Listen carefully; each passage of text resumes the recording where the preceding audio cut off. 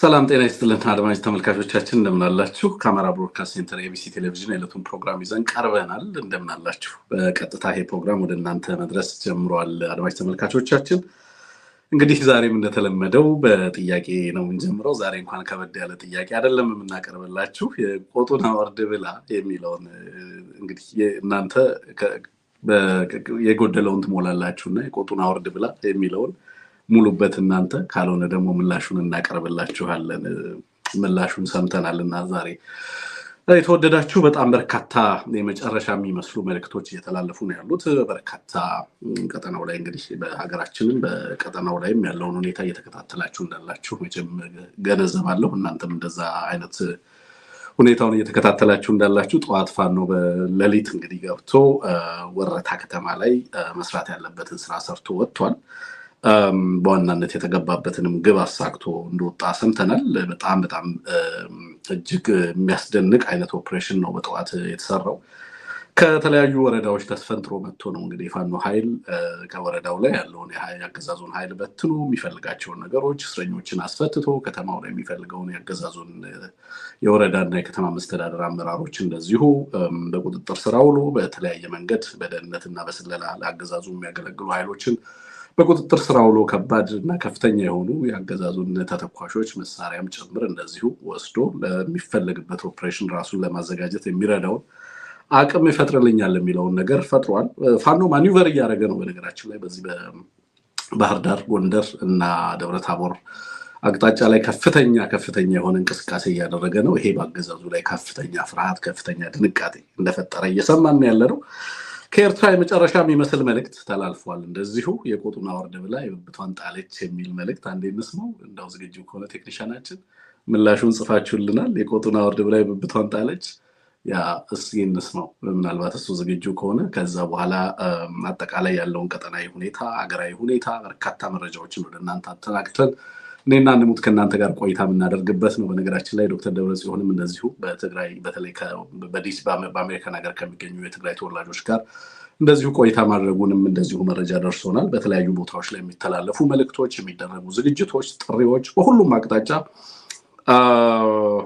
ተፋፍመዋል። ምናልባትም ከአንድ ሰው ጋር በነበረኝ ቆይታ እንደውም በዚህ አጋጣሚ የመጨረሻው ሰዓት ላይ ያለ ይመስላል ሁሉም ነገር። ስለዚህ በእነዚህ ዙሪያዎች ላይ ሰፋ ያለ መረጃ ወደ እናንተ ማድረስበት ነው የሚሆነው። እንግዲህ እስኪ ዛሬ ከኤርትራ የሰማናቸው አንድ መልእክቶች አሉ። የተላለፈ መልእክት ይመስለኛል። እሱን እንስማው። ቴክኒሻናችን ዝግጁ ከሆነ እኔን ሙሉ ለሙሉ ሸፍነኛል፣ ግን አጫውተው። ንገዛኻ ጠምት ንውብተኻ ኣኽብር ዘይናት ቃይናት ካንዩ ንዘለካ ኣህጥር መን ኮይካ ኸሞ ተፈጥሮ ክትቅይር ባህርን ተነዲሩ መን ይኹሎ ሓሶት እተተመዲሩ ሓቂ ቀትሎ ተጠንቀቕ ኣብ ልዕሊኻ ዘሎ ኣስተብህሎ የቆጡን ላወርድ ብላ የብብትዋን ጣለች እንዳይሆን ዘንድሮ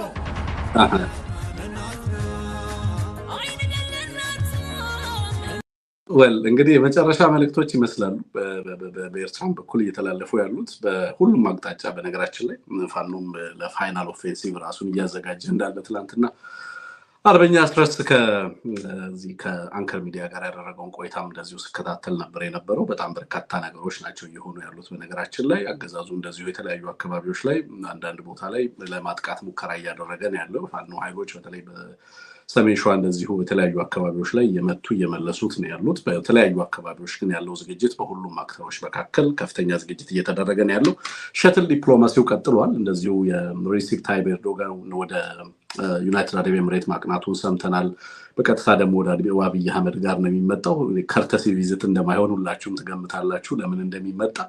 እሱንም እናነሳለን። እስከ ፍጻሜ አብራችሁ እንድትቆዩ በአክብሮት ነው የምጋብዘው። ኤቢሲን ሰብስክራይብ አድርጉ፣ ኤቢሲን ላይክ፣ ኮመንት አድርጉ።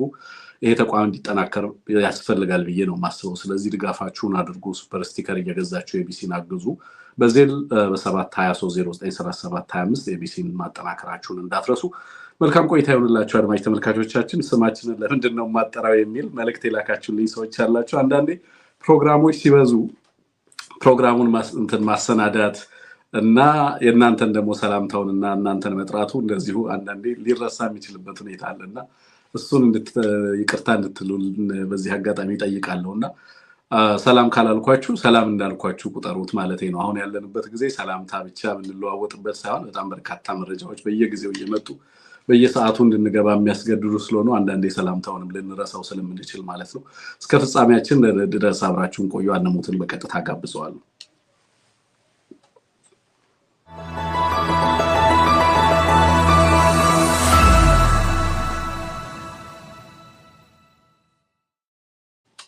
እሺ ወንድም አነሙት እንኳን ደህና መጣ።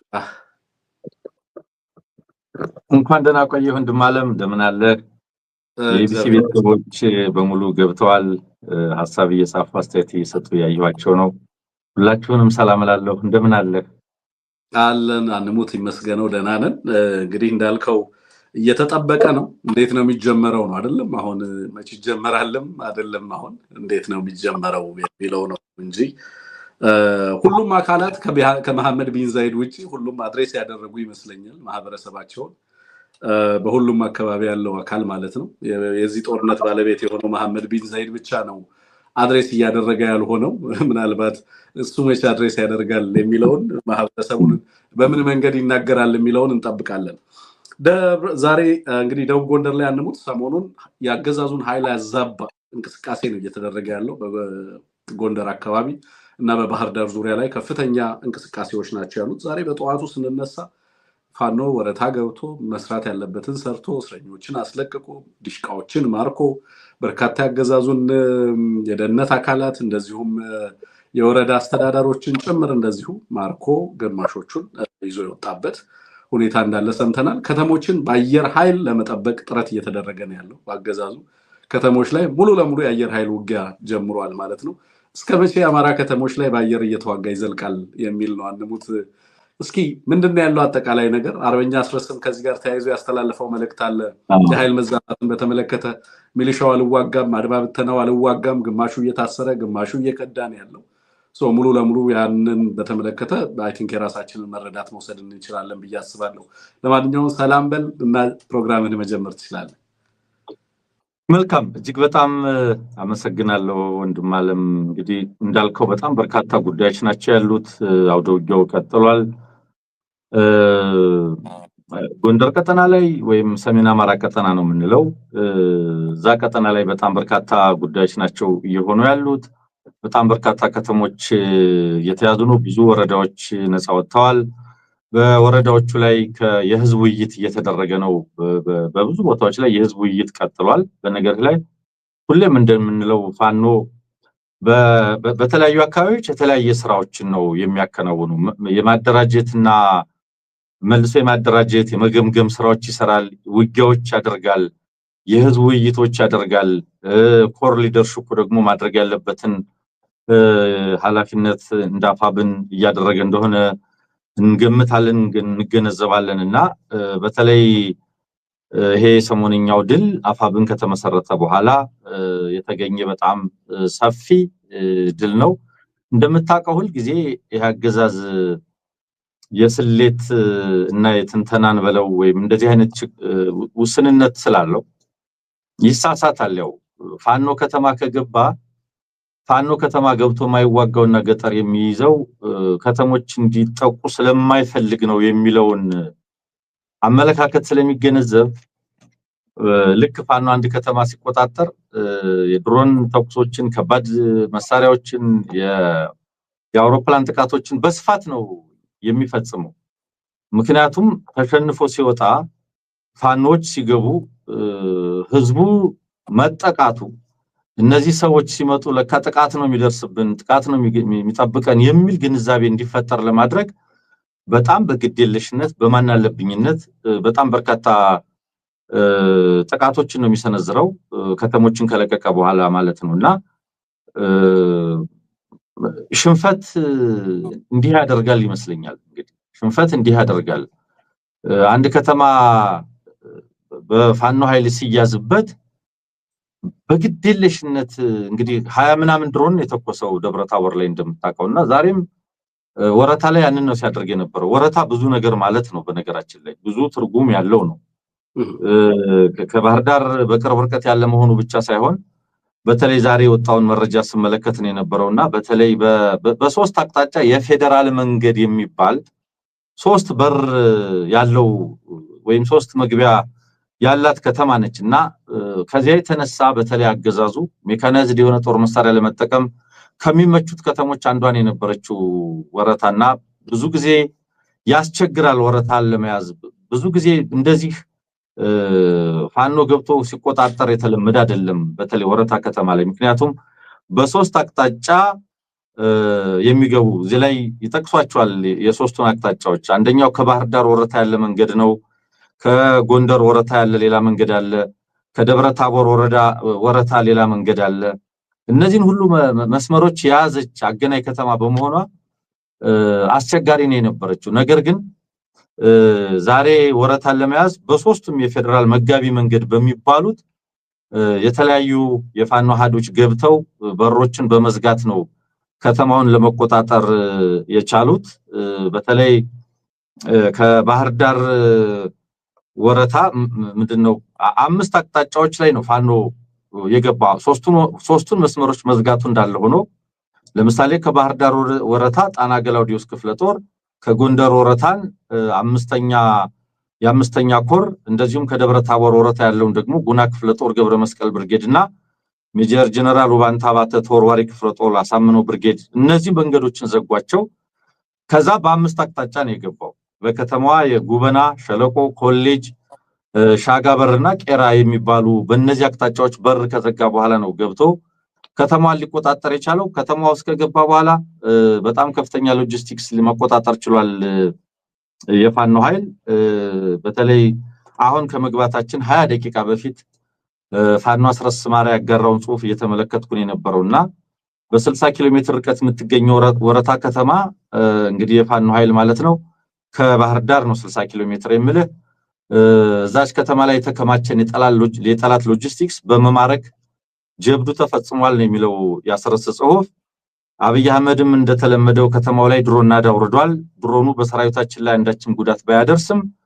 በንጹሃን ላይ ጉዳት አድርሷል ያገዛዙ ሰራዊት የመከላከል ውጊያ ያደረገ መሆኑንም ያገዛዙ ልሳኖች የመከላከል ውጊያ ማለት ነው ያገዛዙ ልሳኖች ሳይቀሩ አረጋግጠዋል ነው የሚለው እነዚህን የመሰሉ በጣም በርካታ ውሎች ናቸው ያሉት በአጠቃላይ ግን ለምሳሌ በዛ ቀጠና ላይ ብናት በለሳ ደራ እስቴ ስማዳን ጨምሮ በበርካታ ወረዳዎች በፈቃደኝነት እጅ የሰጠው የጠላት ሰራዊት በምህረት አዋጁ መሰረት እየተስተናገደ ይገኛል ነው የሚለው በጣም በርካታ ኃይል ነው በነገር ላይ በአራቱ አቅጣጫ ከምህረት አዋጁ በኋላ እየገባ የሚገኘው በሌሎች የክልል ወረዳዎች የተሰማራ ኃይልም የምህረት አዋጁን ተከትሎ በገፍ እየመጣ ነው የሚል ነው ያስቀመጠው በአጠቃላይ ግን በተለይ ይሄ ስጠቅሰው እንደነበረው በሰሜን አማራ ቀጠና የገጠመው ሽንፈት አገዛዙን ምን አደረገው የሚለው ነገር ብዙ ትርጉም ይዞ ነው የመጣው በሰራዊት ውስጥ በነገራችን ላይ በሰራዊት ውስጥ የሚገኙ የአማራ ተወላጆችን እየረሸነ እንደሆነም ነው አስረስ በማለዳ ጽሁፍ የጻፈው የሚጠበቅ ነው አይደለም የሚጠበቅ ነው ስለዚህ ምንድነው ያለው የጎንደሩ ድል የብልጽግናን አቅል አስቶታል በገጠመው ምትም ወታደራዊ ስምሪቱ ተዛብቷል ነው ምን ማለት ነው ወታደራዊ ስምሪቱ ተዛብቷል እየሰራቸው ያሉ ወታደራዊ ስምሪቶች አሉ ከተለያዩ ሀገሪቱ ክፍሎች ወደ ትግራይ አዋሳኝ አካባቢዎች ሰራዊት እያጓጓዘ እንደሆነ ታውቃለህና በተለይ ሰሞኑን ደቡብ ጎንደር ወረዳዎች ላይ የገጠመውን ምት ተከትሎ በጣም በርካታ ኃይሉን ከወሰደበት ወደ ኋላ እየመለሰ በጣም በበርካታ አውቶቡስ እየጫነ ማለት ነው ካሰማራበት ወደ ኋላ እየመለሰ መልሶ ኃይል ወደ ማሰማራት ገብቷል አንዳንድ ቦታዎች ላይ በደፈጣ እየተመታም መደበኛው ውጊያ እየገጠመው በመሃል እንደምንም ብሎ ወደ አልፎ ወደ ቀጠና እያንቀሳቀሰ ከነበረበት እየተመለሰ ነው ያለው ስለዚህ መዛባት ማለት ይሄ ነው ከዚህ ቀደምም ታስታውሳለህ ዘመቻ ደማሊ ሲከናወን አፋር ላይ ነበር ኃይሉን ወደ ሰሜን ወሎ አንቀሳቅሶ ነበር ወለጋ የነበረውን ጋምቤላ የነበረውን ኃይሉን ወደ ሰሜን ወሎ አንቀሳቅሶ ነበር ያን ጊዜ እንግዲህ 12 እዝ ነው ያለው ያገዛዝ 11 መደበኛ እዞች አሉ 12ኛ የልዩ ዘመቻ እዝ የሚለው አለ ይሄን ሁሉ ኃይል ነው እንግዲህ ያስገባው ከዛኛው ዘመቻ በኋላ ማለት ነው አሁን በየወረዳው ከተበተነ በኋላ የጠበቀውን አይነት ድል ማግኘት ሳይችል ሲቀር እንደገና ሌሎኞቹን የጦርነት ድግሶቹን ለማከናወን ደፋ ቀና እያለ ስለሆነ ይሄንን ስምሪት እያዛባበት ነው። አሁን ይሄ አገዛዝ ሰራዊቱን ከሆነ ቦታ ወደ ሆነ ቦታ አንቀሳቅሶ እዚህ ቦታ ላይ ይሄን አደርጋለሁ ብሎ መወሰንና መፈጸም ወደማይችልበት ሰራዊት ከአንድ ቦታ ወደ አንድ ቦታ ሲያንቀሳቀስ ከፍተኛ ኃይሉ የሚመታበት ስለሆነም ካንቀሳቀሰበት ወደ ኋላ የሚመለስበት ታስታውሳለህ ጋምቤላ ላይ ኃይሉን በሙሉ አስወጥቶ ወደ አማራ ካስገባ በኋላ እንደገና የነጩ ሰራዊትና የደቡብ ሱዳን ኃይሎች ሌላ ጭቅጭቅ ሌላ ግጭት ሲመጣ እንደገና ወደ ጋምቤላ ሌላ ኃይል ሲልክ ነው የነበረው እና ሰራዊቱን በአንድ ስምሪት ማርጋት እንኳን በማይችልበት ደረጃ ችግር ላይ መሆኑን የሚያሳይ ነውና በገጠው ምት ሙሉ ወታደራዊ ስምሪቱ ተዛብቷል ያለው ይሄንን ነው እንግዲህ በተለይ ተደምስሷል ነው የሚለው በበርካታ ወረዳዎች ላይ የሰፈረ ያገዛዙ ሰራዊት ሙሉ በሙሉ ተደምስሷል ሲባልም ተማርኳል ተመቷል ተበትኖ ከስምሪት ውጭ ሆኗል ማለት ነው እንግዲህ ድምሰሳ ሲባል ያው ብዙ ጊዜ መግደል ስለሚመስልን መደምሰስ ማለት ከቁጥጥር ውጭ መውጣት ነው እንዲዛባህ ማድረግም ነው አክቹሊ ወታደራዊ ማዛባት ነው የሚመታ ይመታል የሚማረከው ይመረካል የሚበተነው ደግሞ ዝም ብሎ ተቆጣጣሪ ያጣ ኃይል መበተን ደግሞ ያጋጥማልና ምንድነው ያስቀመጠው በጠዋት ጽሁፉ ላይ ይሄ የተበተነ ኃይል በተለይ ከተበተነው መካከል ወደ 300 ሚሊሻ 200 አድማ በተና በድምሩ 500 የሚሆን ሰራዊትና በርካታ ቁጥር ያላቸው የመደበኛ ፖሊስ አባላት ከተለያዩ ወረዳዎች በመሸሽ ባህር ዳር አባይ ማዶ ሰማዕታት አርፈው ነበር ነው እንግዲህ ከእዝ ስትወጣ ከቁጥጥር ስትወጣ ከኮማንድ ካመለጥክ በኋላ እንደምንም ነፍስ አትርፈ ተሰባስበ የሆነ ቦታ የመከማቸት ማለት ነው ይሄንን የሚያክል ኃይል ባህር ዳር ተሰማርቶ ነበር ነው የሚለው ተሰብስቦ ነበር ነው የሚለው በዚህ ላይ የብልጽግና አመራርና የቢ ጀነራሎች ይሄንን ኃይል በማግባባት ወደ ውጊያ ለመመለስ ያደረጉት ጥረት አልተሳካም ወደ ቀጠናው ተመልሰን ወገናችን ጋር አንዋጋም ስላሉ ምክንያቱም ዛጋ ስላገኛቸው መልሶ ወደ ጠርነፋ ውስጥ ሊያስገባን የፈለገው አንዋጋም ስላሉ አንዋጋም የሚል አቋም እንዲይዙ ያደረጋችሁ እነማን ናችሁ የሚለው የተለመደ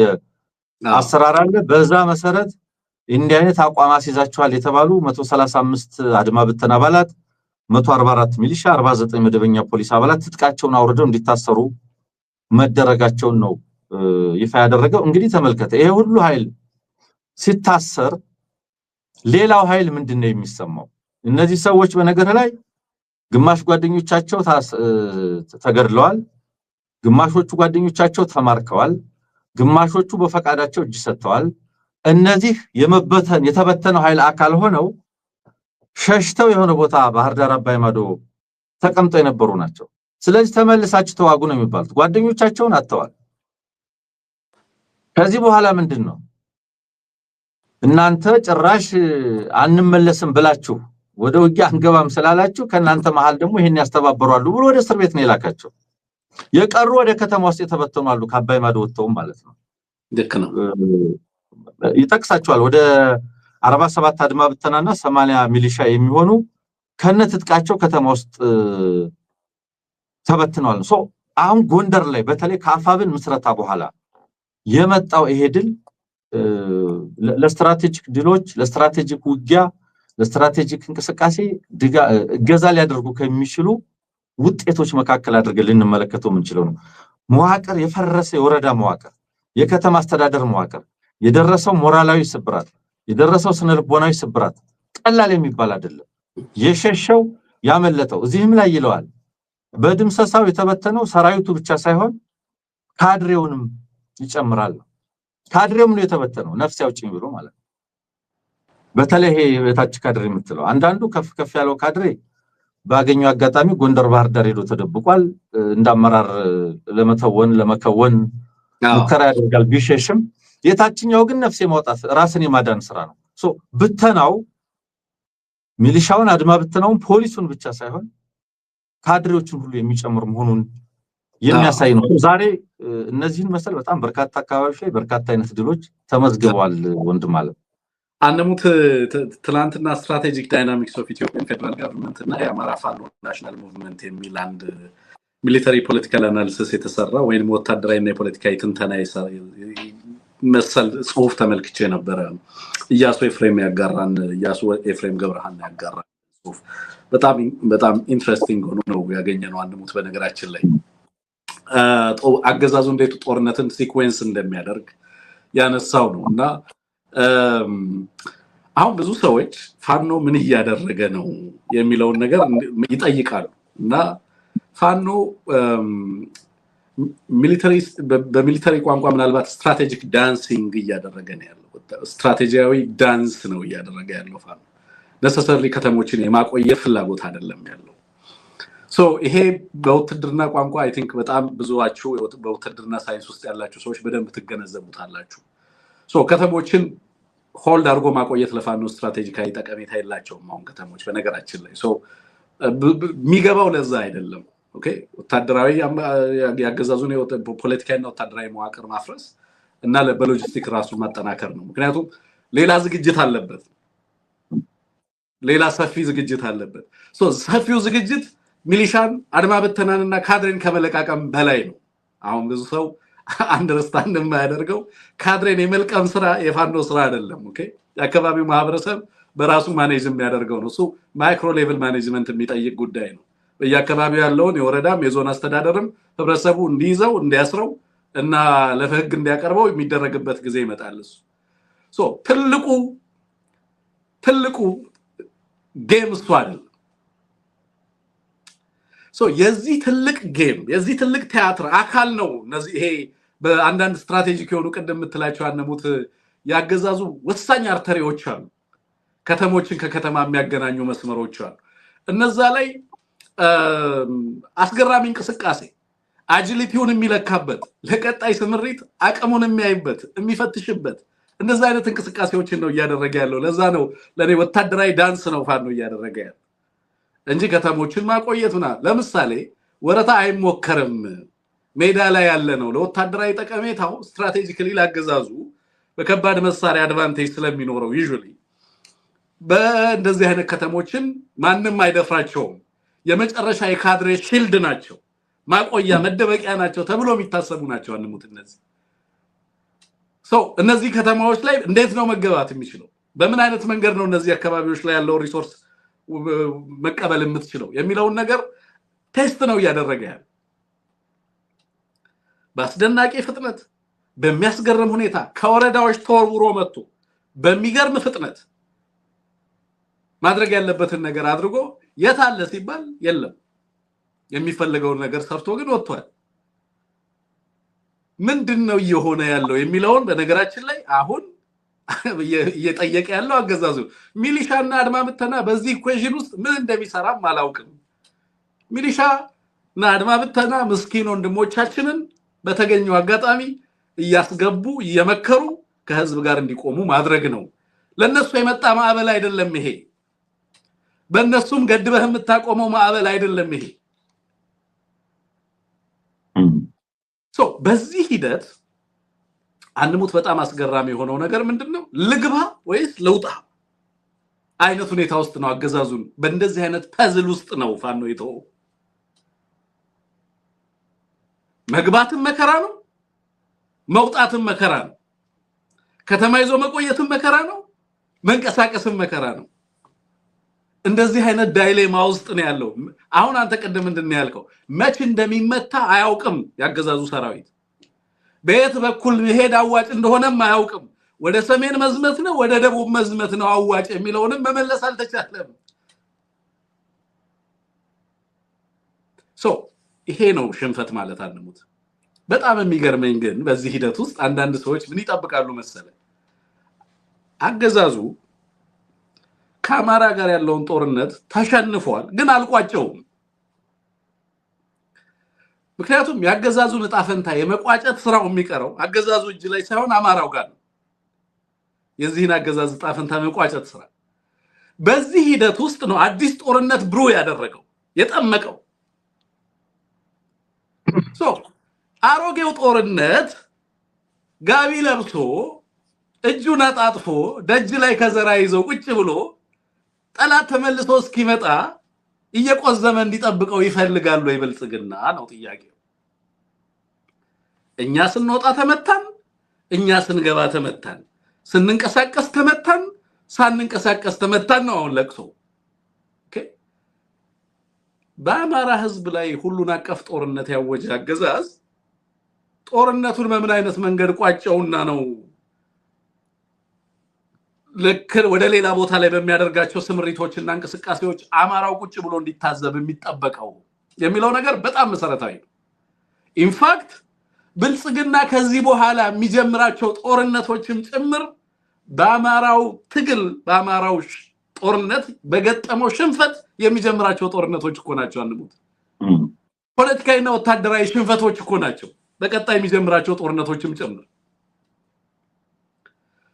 በየቦታው ያለው ግንኙነት ነው የተዛባው። ወታደሩ ብቻ አይደለም የተዛባበት፣ ኢኮኖሚው ብቻ አይደለም ኮላፕስ ያደረገው፣ ዲፕሎማሲው ብቻ አይደለም የደቀቀው፣ ሁለንተናው ነው የደቀቀው። የገባባቸውን ውሎች ነው የጣሰው፣ የተስማማቸውን ስምምነቶች ነው የደመሰሰው። በርካታ ቦታ ላይ ጦርነት ለመጀመር ነው እየተዘጋጀ ያለው። ይሄ ሽንፈት ነው አንሙት። ፖለቲካዊ፣ ወታደራዊ፣ ጂኦፖለቲካዊ ምስቅልቅል ውስጥ እንዲገባ ያደረገው መዛባት አስቀድሞ የመጀመሪያው የት ነው? በእነዚህ ሂደቶች ውስጥ ምን እየገጠመው እንዳለ ግልጽ ነው። ምን እየገጠመው እንዳለ በጣም ግልጽ ነው። ለዚህ ነው ከተሞችን አየር ኃይሉን በመጠቀም በአንድ ከተማ ላይ እንግዲህ ትላንት ስል እንደነበረው ደብረታቦርን ብቻ እንሙት 24 ጊዜ በድሮን በ24 ሰዓት ውስጥ የደበደበ አገዛዝ። ዛሬ ወረታ ላይ በቱርክ ድሮኖች በቱርኮችና በዩናይትድ አረብ ኤምሬት በመጡ ዜጎች እነሱ ናቸው ኦፕሬት የሚያደርጓቸው ድሮኖቹን እያስነሳን ነው። ወረታንም ሌሎችንም የአማራ ከተሞች በአየር በድሮን እየደበደበ ነው ያለው። እስከመቼ የአየር ኃይሉን ከተሞችን መታደጊያ አድርጎ ሊጠቀምባቸው ይችላል? ሚሊሻው እንደምታየው በነገራችን ላይ ይሄ አዋጅ በተለይ በቅርቡ የተላለፈው የዚህ አፋብን አዋጅ ተአምር እየሰራ ያለ አዋጅ ነው። በቃ ግምስ እያለ ነው እየመጣ ያለው፣ እየተናደ ነው እየመጣ ያለው። ሚሊሻ አድማ ብተና ሆ እያለ ነው እየመጣ ያለው የምህረት አዋጁን ተከትሎ። ምክንያቱም አንድነቱ በራሱ ምን አይነት ውጤት ይዞ እንደሚመጣ ይጠበቅ ስለነበረ ነው አንሙት። ከዚህ ጋር ተያይዞ የኃይል ማዛባት ገጥሞታል።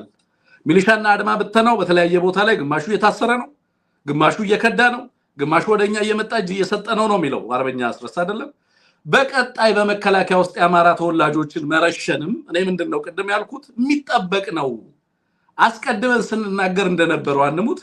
አሁን በቀጣይ ብልጽግና ሊያደርግ የሚችላቸው ነገሮች፣ ተቋማቶቹ የሚገጥማቸው ፈተና፣ ሊደበቅባቸው የሚፈልጋቸው ነገሮችም ግልጽ ናቸው። ቀድመን ስንናገራቸው የነበሩ ነገሮችም ጭምር ናቸው። አሁንም ደግመን ማሳሰብ ያለብን ይመስለናል። ምን ይመስልሃል አሁን በቀጣይ በተለይ ከዚህ ከሚሊሻም አድማ ብተናም ካድሬውንም ጨምሮ በሌሎችም አካባቢ ኢንክሉዲንግ በመከላከያ ኃይል ውስጥ ያሉ የአማራ ተወላጆችም ጭምር እንግዲህ ዲፌክሽኖች ይኖራሉ ብለን ነበር አይደለም? ትልልቅ አመራሮችን ጭምር ሳይቀር በቀጣይ የሚጠበቀው በወታደራዊ ሳይንስ አሁን የተደረሰበት ደረጃ ላይ ከተደረሰ በኋላ የሚጠበቁ ውጤቶች አሉ። ለዚህ ነው የአማራ ተወላጆችን አስቀድሞ ማጥቃት በዚህ ተቋም ውስጥ እየተጀመረ ያለው ከዚህም በሚመነጭ ይመስለኛልና በቀጣይ ምን አይነት ነገሮች ሊሆኑ ይችላሉ የሚለው ላይ እንደው ትንሽ ሐሳብ ብታክልበት አንሙት። በተለይ ደግሞ በእነዚህ ተቋማቶች ውስጥ ምን ሊያጋጥም ይችላል? መልካም እንዳልከው መዛባቱ በምን ሊገለጽ ይችላል ነው። መዛባቱ ከወታደራዊ ስምሪትን ባሰቡትና ባቀዱት መንገድ መፈጸምና መጨረስ አለመቻል ብቻ አይደለም። መዛባቱ ስነልቦናዊ መዛባት አለው። ለምሳሌ ስነልቦናዊ መዛባት ስንል ምን ማለታችን ነው? ይሄንን አመራር ይሄንን አገዛዝ ያምን የነበረ ሁኔታ ያስተካክልልናል፣ ያሸነፈን ያለው እጅ ያሰጠን ያለው የሚል ጭላንጭል ተስፋ ይዞ የነበረ ያ እንዳልሆነ ሲመለከት በአንድ ሳምንት ውስጥ 14 ያህል ወረዳዎች ላይ እንዲህ አይነት ወታደራዊ እርምጃ በፋኖ ኃይሎች ሲወሰድ ስነልቦናዊ መዛባት ሞራላዊ መዛባት ይፈጠራል። ይሄንን ተከትሎ መዋቅሩ ላይ የሚወስዳቸው የቅጣት እርምጃዎች በተለይ አገዛዙ የመከላከያ አባላትን በመግደል በመረሸን የሚሊሻና አድማ ብተና አባላትን በማሰር በመረሸን የሚወስዳቸው የቅጣት እርምጃዎች በራሳቸው መዛባቱን የበለጠ እንዲከር የሚያደርጉ ናቸው። ስለዚህ የስሌቱ መፋለስ የስሌቱ መዛባት መገለጫው አንደኛው ከንቀት የሚመነጭ ስለሆነ ነው። ምንም አያመጡም። በአካባቢ ሚሊሻ አድማ ብተናና ፖሊስ ባሉበት ይዛችኋቸው ቆዩ። ኦሮሚያም ላይ አማራም ላይ ፋኖንም ኦነግንም በክልልና በአካባቢ ጸጥታ ኃይል ባሉበት እንደምን ይዛችኋቸው ቆዩ። ትልቅ ጉዳይ ያለብን እዛ ደርሰን እንመለስ የሚመስለው ስሌት አጠቃላይ ስዕሉን የመረዳት ችግር እንደሆነ በግልጽ ተገነዘባል። ምክንያቱም ምን አይነት ውጊያ እየተደረገ እንደሆነ የሚያውቅ ቢሆንም ምን አይነት ጉዳት እየደረሰበት እንደሆነ የሚያውቅ ቢሆንም ነገሮች ወደ ከፋ ደረጃ ከመሄዳቸው በፊት የባሰውን ላሳንስ የባሰውን ልመክት ወደሚል ነገር እየገባ ነው። እንደምታውቀው የባሰውን ማለት ምን ማለት ነው? ከምንም ነገር በላይ የባሰው አደጋ ማለት ትብብር ነው። በዚህ ቀጠና ላይ ጸረ ብልጽግና ጸረ አብይ አህመድ ወታደራዊና ፖለቲካዊ ትብብሮች ትልቁ ፈተና ነው። ትልቁ ስጋቱ ነው። ትልቁ ፍርሃቱ ነው። ይሄንን ለማድረግ ቢያንስ አንድ ኃይል ላይ የሆነ አይነት እርምጃ ለመውሰድ ነው እንግዲህ ሰራዊት በዚህ ደረጃ እየተንቀሳቀሰ የሚገኘው። ከትናንት ወዲያ የሀገር መከላከያ ሰራዊት የሚባለው የሚከላከለው ሀገር የሚከላከለው ህዝብ ባይኖርም ኢንፋክት በተቃራኒ ቢሆንም የልዩ ዘመቻዎች እዝ 65ኛ ዓመት እያከበረ ነው ይላል። እኔ ከዚህ ቀደም ልዩ ዘመቻዎች ልዩ ዘመቻ የሚባል የወታደራዊ አሃድ ዩኒት ዲፓርትመንት ክፍል ሊኖር ይችላል። እዝ ተብሎ ግን መኖሩን አላውቅም ነበር። እዝ ነው። ስለዚህ ምን ማለት ነው? ስለ ልዩ ዘመቻ ኢምፓወር የማድረግ ፕሮሞት የማድረግ ሞራል የመስጠት አየር መንገዱን ምንድነው አየር ኃይሉን በሰማዩ የኛ ነው በሚል ፕሮፓጋንዳ ኢምፓወር የማድረግ ልዩ ዘመቻ ሰጪውን 65ኛ ዓመት ላክብርልህ ብለ ኢምፓወር የማድረግ ሰራዊትን እንደዚህ ኢምፓወር ለማድረግ ጥረት ቢደረግም ያንዳንዱ ሰራዊት ከክፍል ውስጥ እየተመታ ያለውን እየታሰረ ያለውን እየተገደለ ያለውን በዚህ አገዛዝ ይመለከታል፣ ይሰማል። ይሄ ሁኔታ ከውስጥም ከውጭም ለጥቃት የተጋለጠ ሰራዊት መሆኑን የሚያረጋግጥ ነው። በዚህ ውስጥ ይሄ አገዛዝ በሚፈልገው ደረጃ የዚህን አገዛዝ ወንበር ለመጠበቅ ለመሞት የሚችል ሰራዊት አይደለም ያለው። ለዛ ነው የምህረት አዋጁን ተከትሎ እየተናደ ያለው። ለምንድን ነው የሚናደው? ስነ ልቦናዊ መዛባቱ ለምንድን ነው እየተናደ ያለው? የፋኖ ኮንክሪት የሆነ ወደ አንድነት መምጣት የፈጠረው እድል አለ። ፑሊንግ ምንድነው? ፑሊንግ ፋክተር ነው ይባላል። ፑሊንግ ፋክተር ነው። የውስጥ ጥቃቱ ፑሽንግ ፋክተር ነው። የውጭ ያለው መደላደል እጅ ስጡን ማለት የምህረት አዋጅ አንድነት መፈጠር ኢንሴንቲቭ አትራክት ያደርገዋል። ይስበዋል። አየኸው። ከዚህ የተነሳ ይህንን አዋጅ ተከትሎ በየቀኑ ዜና አለ፣ በየቀኑ መረጃ አለ፣ በየቀጠናው መረጃዎች ይልኩልናል ቃል አቀባዮች። ያገዛዝ የሚፈልገው በየአካባቢ ያሉ ታጣቂዎች በአካባቢ ፖሊስና የጸጥታ ኃይል እንደምንም ይዛችሁ አቆያቸው፣ የሀገሪቱ ሰራዊት ግን ወደ ሆነ ቦታ ይሄዳል ነው። በአውሮፕላንና በድሮን የሚመጣ ለውጥ የለም። ይሄን ደጋግመን ተናግረናል። ይሄንን እኮ 3 ዓመት ታየ። የኛን ቶራ ቦራ ታሊባንን ደብቆ 20 ዓመት ሙሉ በአሜሪካ የአየር ኃይል ተቀጥቅጦ በኔቶ ጦር ኃይል ተቀጥቅጦ ታሊባንን ካቡል ከመግባት አልመለሰው አላስቀረው። ስለዚህ የድሮን ድብደባዎች፣ አውሮፕላን ጥቃቶች ፋኖ የሚያደርገውን ወታደራዊ ኦፕሬሽን የሚገቱ አይደሉም። ገና ለገና ፋኖ ይህንን ከተማ ይዟል በሚል የሚደርሰው የሚፈጸመው ንጹሃን ላይ ያተኮረ መሃል ከተማ ላይ የአውሮፕላን ድብደባዎች ግን ታስታውሳለህ? ፍርሃት የመፍጠር የዚህ አገዛዝ ፍርሃት የመፍጠር ፍላጎት አዲስ አበባ ከተማ ውስጥ እኮ የጦር ጀት ያንቀሳቀስ ነበር። አንዳንድ ጊዜ የጦር ጀት በከተማ ውስጥ እንዲበር ያደርጋል። የታንክ ልምምዶችም ከተማ ውስጥ ያደርግ ነበር የነበረው አዲስ አበባ ያደርጋል። ለምንድን ነው? አየህ፣ እንዲህ በማድረግ ህዝብን ማሸበር ህዝብን ማሳቀቅ ፍርሃት ውስጥ እንዲገባ ማድረግ ሊያደርግ የሚችለውን ድጋፍ እንዲያቆም ማድረግ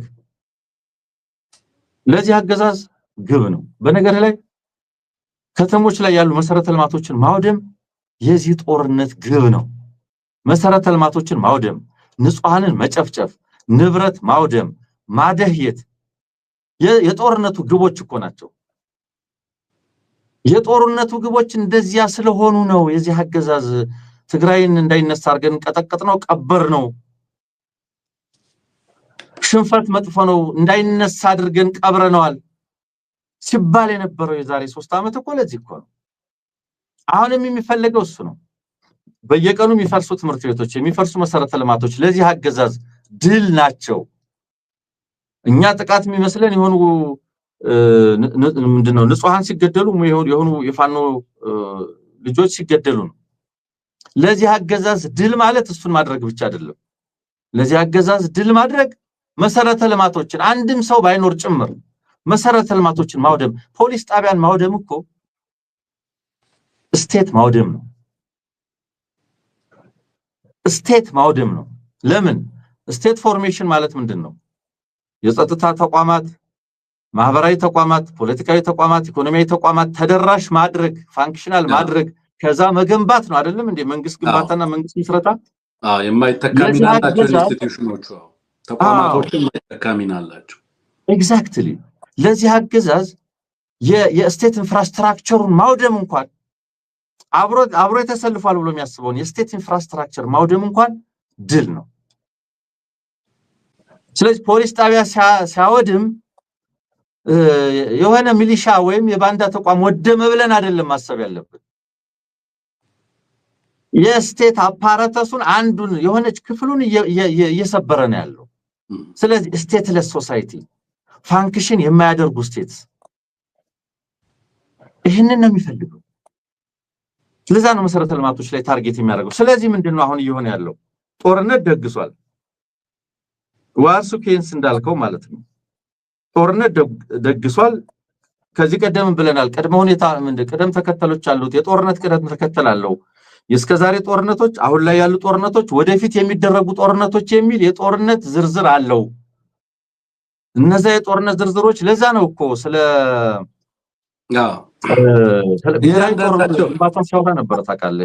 እነዚህ ኢኩዌሽኖች ላይ ሲኩዌንሱ ላይ ጦርነትን በቀደም ተከተል ማስቀመጡ ሂደት ላይ እያንዳንዱ ኤን ማጥቃት ቢል ለማጥቃት መደላደል ለመፍጠር የሚደረግ ውጊያ ነው ኤ ላይ የሚደረግ ውጊያ ቢ ላይ የሚደረግ ውጊያ ሲል ለማውደም የሚደረግ ቅድመ ዝግጅት ነው ሶ አሁን ሰሜንዝ ኖርዘርን ዲቪዥን ተመታብኝ ብለ አይደለም ህዝብን ሞቢላይዝ ሊያደርግ እየሄዳለው እየተመመ ያለው እነዚህን መደላደሎች የጦርነት ሲኩዌንሶቹን ቀጣይ ውድመት የሚፈጽማቸው ቦታዎች ላይ የተሻለ መደላደል እንዲፈጥርለት የኃይል ግንኙነትና ትብብር ያለ መስሎ ስለተሰማው ነው እየተመመ ያለው እንግዲህ ሶ ኤን ከመታ ቢን ለማውደም እድል ይፈጥርለታል ቢን ከመታ ሲል ለማውደም እድል ይፈጥርለታል ሶ ይሄንን ኢኩዌሽን ነው ይዞ እየመጣ ያለው አንተ እንዳልከው አንደኛው ላይ የሚደረገው ጦርነት በተጨባጭ አንደኛውን ለማውደም ብቻ በተናጠል አንዱን ማህበረሰብ ለማውደም ተደርጎ የሚደረጉ ጥቃቶች አይደሉም አሁን እየተደረጉ ያሉት ጦርነቶች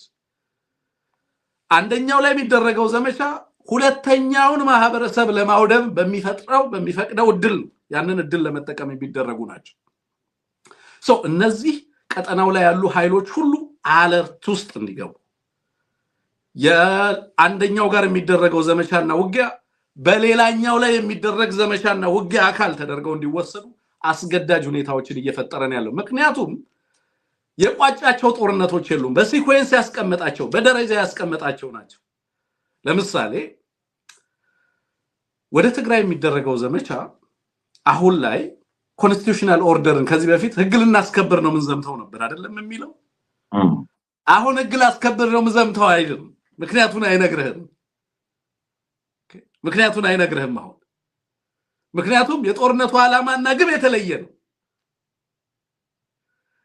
ይሄ ጦርነት ትግራይ ላይ ባይካሄድ አማራ ላይ ይካሄዳል ኦሬዲ እየተካሄደ ነው ኤርትራ ላይ ይካሄዳል ኦሬዲ እየተካሄደ ነው ሌሎች ማህበረሰቦችም ላይ የሚካሄድ ጦርነት ነው ወይንም ደግሞ አስቀድሞ እየተካሄደ ያለ ጦርነት ሶ እነዚህ ሁሉ ጦርነቶች እያንዳንዱን ማህበረሰብ የህልውና አደጋ ውስጥ የከተቱ እንደሆኑ ትመለከታቸዋለህ አንሙት በዚህ ሂደት ውስጥ አንደኛው ቦታ ላይ የሚካሄደው ጦርነት ኤክስክሉሲቭሊ አንደኛውን ግሩፕ ታርጌት ያደረገ ሳይሆን ሌሎችን በቀጣይ የተያዙትን የጦርነት ሲኩዌንሶች ለማሟላት የሚያስችል መደላደል ይፈጥራሉ የሚል ግንዛቤም ተይዞባቸው እንደሆነ ትገነዘባለህ በዚህ ሂደት ውስጥ እኔ ዛሬ አንዲት ጋዜጠኛ ደውላልኝ ነበር አንሙት እና ዝግጅት እየተደረገ ነው በሁሉም አቅጣጫ አለች በሁሉም አቅጣጫ የፋኖ ኃይልም ከፍተኛ ዝግጅት እያደረገ እንዳለ ይታያል ሌላውም ኃይል ከፍተኛ ዝግጅት እየተደረገ እንዳለ ይታያል ግን በኢትዮጵያ ህዝብ ዘንድ ፓኒክ አይታይም በጦርነት ላይ ሌላ ጦርነት ሊከፈት እንደሆነ አገዛዙ በየቀኑ ጦሩና ኃይሉን እያስገባ የታጠቀውን መሳሪያ ሁሉ ወደ ቦታው ያጋዘ በህዝቡ ዘንድ ፓኒክ አይታይም ለምን ይሆን የሚል ጥያቄ አንስታ ነበር አንሙት ለምንድነው ህዝቡ በዛ ደረጃ ፍርሃት ያላሳየው ወል እኔ ሰጠውት ምላሽ አለ አንተም የተወሰነ ነገር ልትሰጥበት ትችላለህ የተወሰነ ነገር ልታክልበት ትችላለህ ለምንድነው አብዛኛው ሳይለንት ማጆሪቲው ሪአክት ያደረገ አይደለም በብልጽግና ፕሮፓጋንዳ እየተሳበም አይደለም ቁጭ ብሎ ነገሮችን በጥሞና ያስተዋለ ያለበት የናፔርን ዘመን ያስታውሰኛል በነገራችን ላይ ናፔር ገስክሶ የመጣበትን ዘመን ህዝብ ለምን አደፈጠ ህዝብ ምን እየጠበቀ ነው ምናልባትም ይሄ ወሳኙ ሰዓት ይሆን ወይ ለኢትዮጵያ ህዝብ የሚለውን ጥያቄ እንድትጠይቅ የሚያነሳሳ በስነ ልቦና ደረጃ አንሙት ሊቀራረቡ የማይችሉ ኃይሎች somehow converge ያደረጉ ትመለከታል በተወሰነ መንገድ በስነ ልቦና አላይን ሲያደርግ ትመለከታለህ በኃይል ቅንጅትና ስምሪት የመጣጣም የመናበብ ነገሮችን ትመለከታለህ በመላ ሀገሪቱ የጉሙዝ ኃይሎች ሚልኩትን መረጃ ተመልከት የአፋር ኃይሎች ሚልኩትን መረጃ ተመልከት ጋምቤላ ላይ ያሉ ኃይሎች ሚልኩትን ነገር ተመልከት በኦሮሚያ ውስጥ ያለውን እንቅስቃሴ ተመልከት አማራ ትግራይ በየቦታው ያለውን እንቅስቃሴ ተመልከት ምን አይነት ሁኔታ ያለ የመጣ እንዳለ የኢትዮጵያም ህዝብ ሳይነጋገር የተግባባ ይመስላል ነው እና እንዲህ አይነት ነገሮች ናቸው ያሉት በዚህ ሂደት ውስጥ ግን ቀደም እንዳልከው ተቋማቶቹ መፍረሳቸው ተቋማትን ታርጌት ማድረግ ሲቪሊያንን ታርጌት ማድረግ የእርስ በርስ የብሔር ግጭቶችን እዚህም እዛም መተንኮስ መፍጠር የሆነውን ብሔረሰብ የመከላከያ አባላት አውጥቶ ጀነራሎቹን ወይ ደግሞ ሌሎቹን ሊከዱኝ ይችላሉ ቢላቸውን ኃይሎች አስቀድመው እርምጃ መውሰድ እንዲህ አይነት እንቅስቃሴዎች በዚህ ሰዓት ተጠባቂ ናቸው እያልን ያለነው አንሙት ከዚህ በፊት እንደውም አንተም ከዚህ በኋላ አገዛዙ ሊሸሽጋችሁ ስለማይችል ሊሸሽጋችሁ ወደሚችለው ማህበረሰብ አስቀድማችሁ ግቡ በምህረትም በተለያየ መንገድም ህብረተሰቡ ጥሪ ያስተላልፋላችሁ ነው የሚል መልእክት ስታነሳ ነበር በተደጋጋሚ ማለት ነው ያንን መልእክት ደግመን ምናስተላልፈበት ጊዜ አይመስልም ወይ አሁን ያለንበት ጊዜ በጣም ከባድ ጥያቄ ነው ያነሳችልን ይሄ አገዛዝ በእነዚህ ሁሉ ነገሮች ውስጥ ያለፈ የህዝቡ ምላሽ ወይም እንበለው ምላሽ ዝምታ ለምን ሆነ መደንገጥ የሌለበት ለምን ሆነ ይሄ በጣም ብዙ መልስ ብዙ ጉዳዮችን ለመዳሰስ የሚጋብዝ ጥያቄ ነው ይሄንን አገዛዝ ለምን ተሸከመው ይሄ ህዝብ ለምንድነው በነገሮች መደንገጥ ለምንድነው የቆመው የሚሉ ነገሮች በጣም መሰረታዊ ይመስለኛል ኦፍ ኮርስ የመጀመሪያው ጉዳይ እንዳይሳተፍ ገደብ የተጣለበት ህዝብ ሆኗል እንዳይደራጅም እንዳይሳተፍም ገደብ ተጥሎበታል እንደምታውቀው ማህበራዊ ሚዲያ ላይ መጻፍ አይቻልም በገና ለገና በተጠርጣሪነት እስር ቤት የምትወሰድበት ነው መደራጀት የሚባል በሲቪክ ሶሳይቲ በፖለቲካ ፓርቲ በሆነ መንገድ አጌንስት በጸረ አገዛዝ የሆነ አቋም ይዞ ስርዓት ለመለወጥ ክርር ያለ ተቃውሞ ይዞ መቆም አይቻልም የሚዲያ አፈናውን መታቀው ነው ሲቪክ ሶሳይቲ አፈናውን መታቀው ነው የኢትዮጵያ ወጣት የታለ የተደራጀው ምን ይያለ ነው ያለው ተው አገራዊ ጥያቄ ተው የህዝብ ጥያቄ ተው የሰው ጥያቄ ቢያንስ በቡድን ደረጃ በሙያ ደረጃ ፍላጎታቸውን ጥያቄያቸውን ያነሱ ያሉ ኢትዮጵያውያን እኮ በምን ያህል ደረጃ እየታፈኑ እንደሆነ ምናቀው ነው የሙያ ማህበራት መንቀሳቀስ በማይችሉበት ደረጃ ሐኪም ራበይ ቢል መምህራን ጥያቄ ቢያነሱ ሌላው ሲቪል ሰርቫንት ሌላ ጉዳይ ቢያነሳ ምንም ማድረግ በማይችልበት የሃይማኖት ተቋማት የሃይማኖት መሪዎች ያገዛዝ የመጨረሻውን የጭካኔ በትር ትናንትና መረጃ ያያየን ነው የነበረው ታግተው ተወስደው ከአዲስ አበባ 1 አመት ያለፋቸው ወጣቶች የት ነው ያሉት የሚል የመረጃ ፈንጭ ጣፍተው ቁጭ ብሏል 1 አመት ሆኗቸዋል ቤተሰብ እያለቀሰ ነው የት ነው ያሉት ይባላል የት እንዳሉ አይታወቅም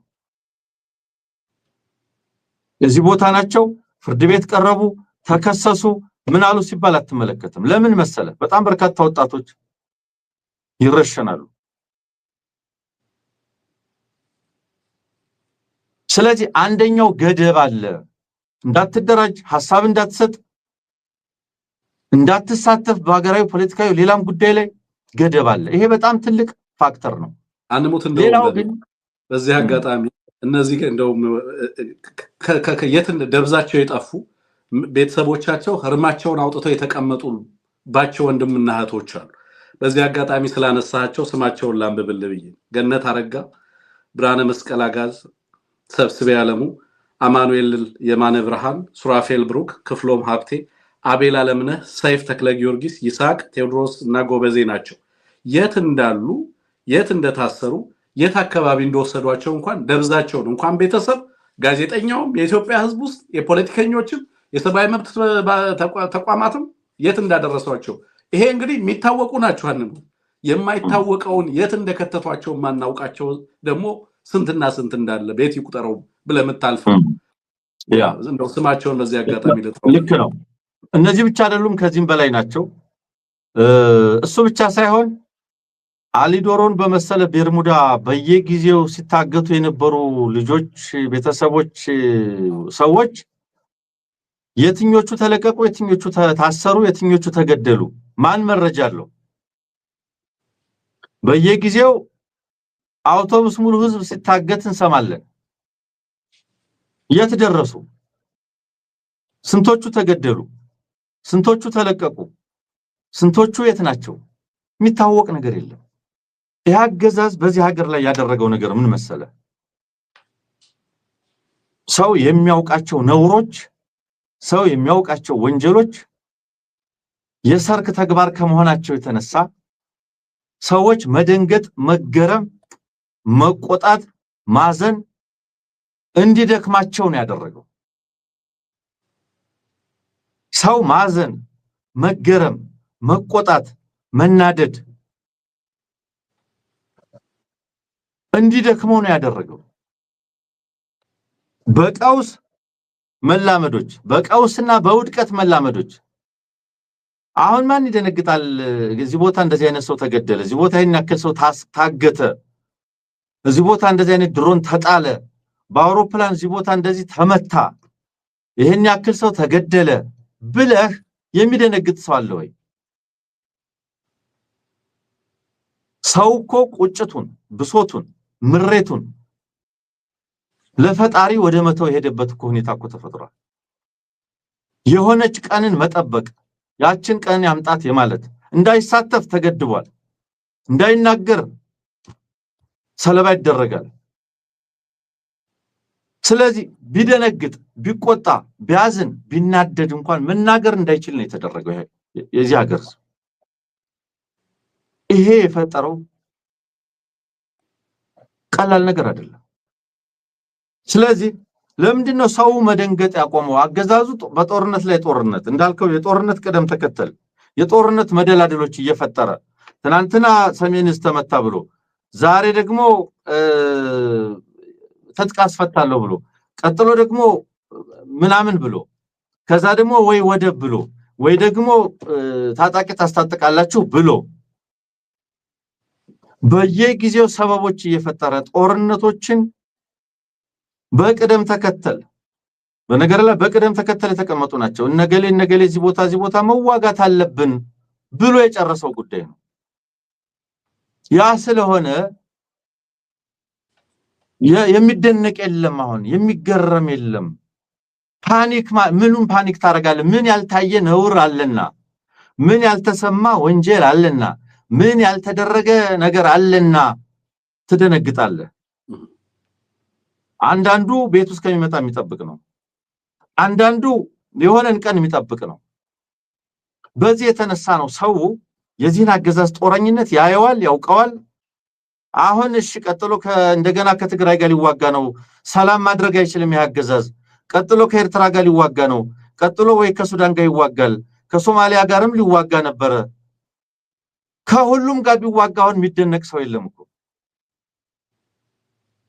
አንድ ጊዜ ምን ወሰለ እንደብድ ከተቆጠርክ አንድ ጊዜ እንደለየለት አጥፊ ከተቆጠረ ይሄ ህዝብ የሚያስተባብረው የሚንቀሳቀስበት ቀዳዳ ከመፈለግ በቀር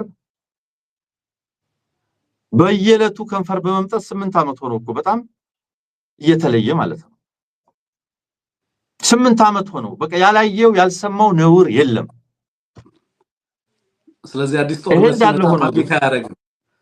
ጦርነት ሲመጣ ፓኒክ አያረግም ነው ሰው ለመደው በቀደም ጦርነት ላይ እኮ ነው ያለው ኦሬዲ ካቤ ጋር እንደውም ዛሬ ሳውራ ነበር ካበበ ሙላት ጋር ቃለ መጠይቅ ሰሞኑን አደርገዋለሁ አንሙት ስለ ሰርግ ስለደገሰችው እናት እያወራን ነበር በጦርነት ውስጥ እንዴት ሰርግ ደገሰች የሚል ጥያቄ ሳነሳው ሰው ጦርነቱን ተላምዶታል ስለዚህ ፓኒክ ማድረግ አቆመ አዲስ ውጊያ 9 ሞት መጣ ቢሉት አንዱን ግባ በለው ነው አይደለም ብልጽግና 9 ሞት ነው የደገሰለት ለአማራው ለሌላውም ኢትዮጵያ ህዝብ በየአቅጣጫው ስለዚህ አንዱን ግባ በለው እየተባለ ባለበት ሰዓት እንዴት ፓኒክ ይምጣ እንዴት ስጋት ይምጣ በዚህ መሃል ደግሞ አንሙት እንግዲህ ተቋማቶቹ በዚህ ደረጃ ውጥረት ውስጥ ገብተው ሚሊሻና አድማ ብተናው አልዋጋም ይያለ ግማሹ እየተናደጅ እየሰጠ ሙሉ ክልል ውስጥ ያለው የጸጥታና የፖለቲካ መዋቅር እየፈረሰ በነገራችን ከታቀደውም ከተገመተውም ጊዜ በፊት አካሂደዋል ያለው ምርጫ ሳያካሂድም እየፈረሰ የመከላከያ ደግሞ ምልመላ ማስታወቂያዎችን ሲያወጣ ተመለከተዋል አሁን የተመለከትናቸው ዛሬና ሰሞኑን እንግዲህ እየተመለከትን ያለነው ጥሪዎች ናቸው እየተላለፉ ያሉት አመልክቱ እየተባለ ነው ያለው ለዚህ ጋር ላነበው ይችላል አንሙት ምን እየተባለ እንዳለ ሶሪ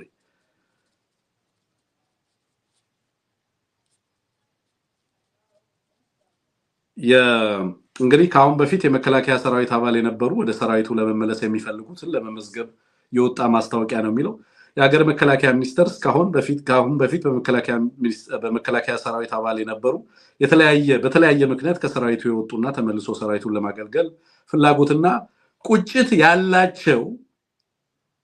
ያላቸው እስካሁን የመመለስ እድል ያላገኙ አባላትን መልሶ በሰራዊት ውስጥ እንዲያገለግሉ መመዝገብ ይፈልጋል ይላል ቁጭት ያላቸው እንግዲህ ለምን አልሞትኩም ብለው የሚቆጩ የኢትዮጵያን ህዝብ ለምን አልገደልኩም ብለው የሚቆጩ ማለት ነው እነሱን መልሰን ለመመዝገብ እንፈልጋለን እንግዲህ ነውሩን ተመልከተው አንሙት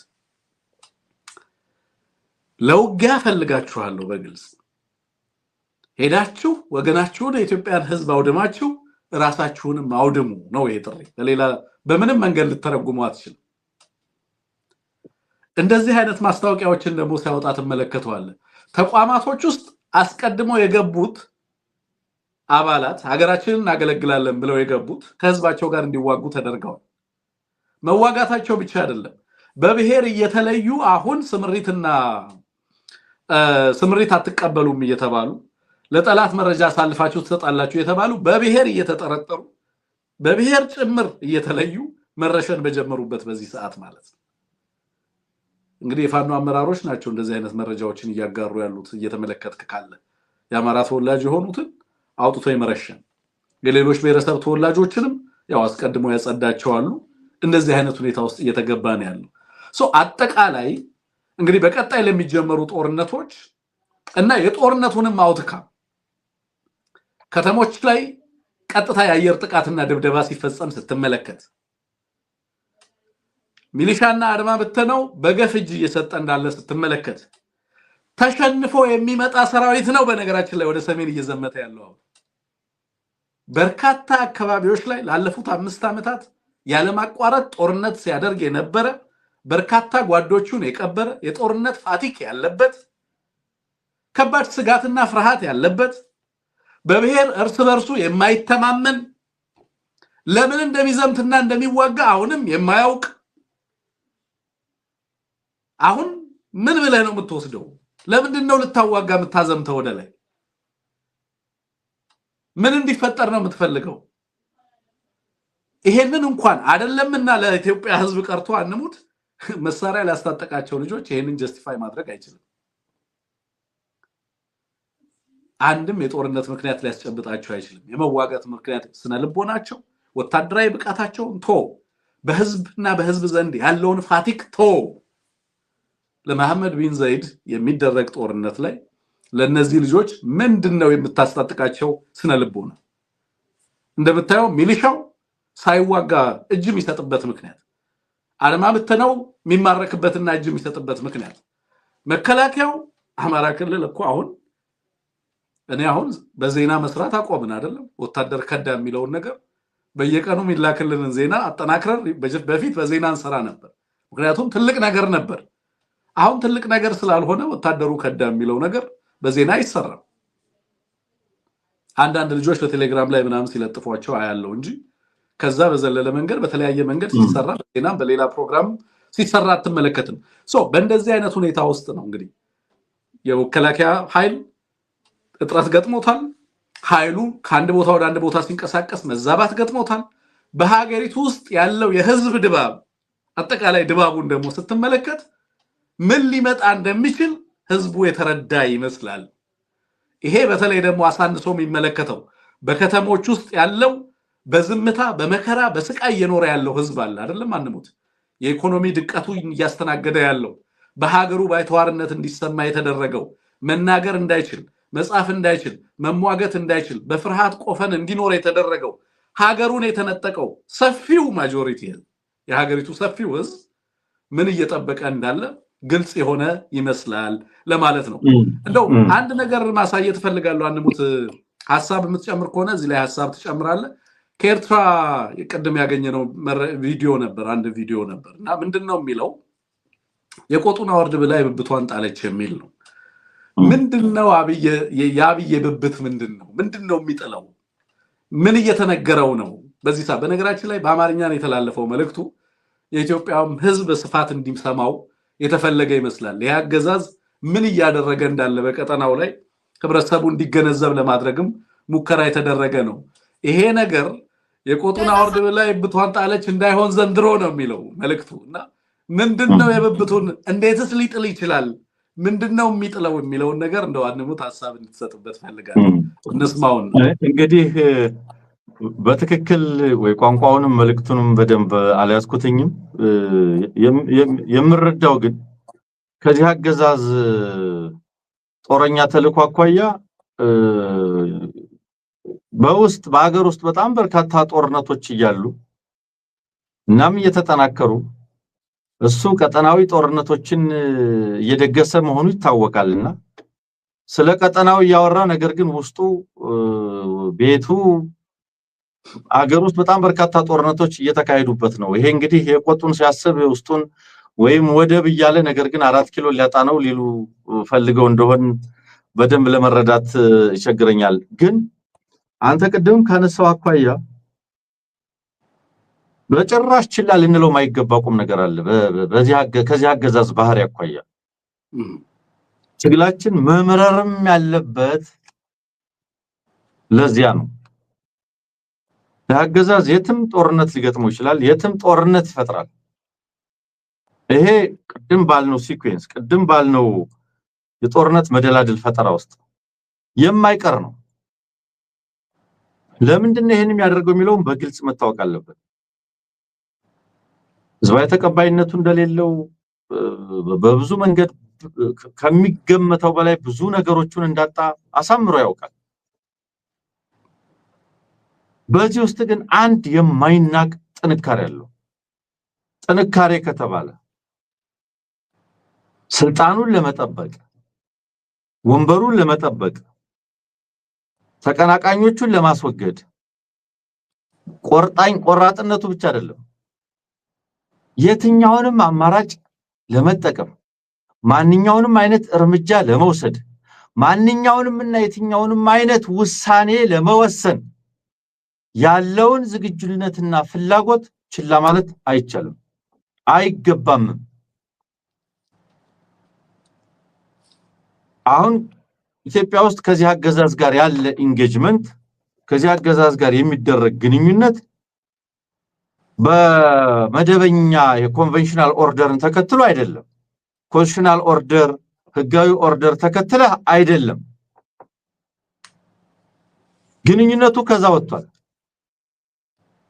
ያለው ጉዳይ የተለያዩ የኢትዮጵያ ኃይሎች ከዚህ አገዛዝ ጋር ያላቸው ግንኙነት በመደበኛ ስርዓት ውስጥ በኮንቬንሽናል ኦርደር በመንለው ኮንቬንሽናል ኦርደር በመንለው እነዛም በመሰሉ ሁኔታዎች አይደለም እየሆነ ያለው አገዛዙም እነዚህን ሁኔታዎች ኮንቬንሽናል ኦርደር እና እነዚህን የመሰሉ ጉዳዮች ላፈናን የሚጠቀምባቸው ለሽፋን የሚጠቀምባቸው ህግ ማስከበር እኮ የዘር ማጥፋት ሽፋኑ ነው ልክ ነው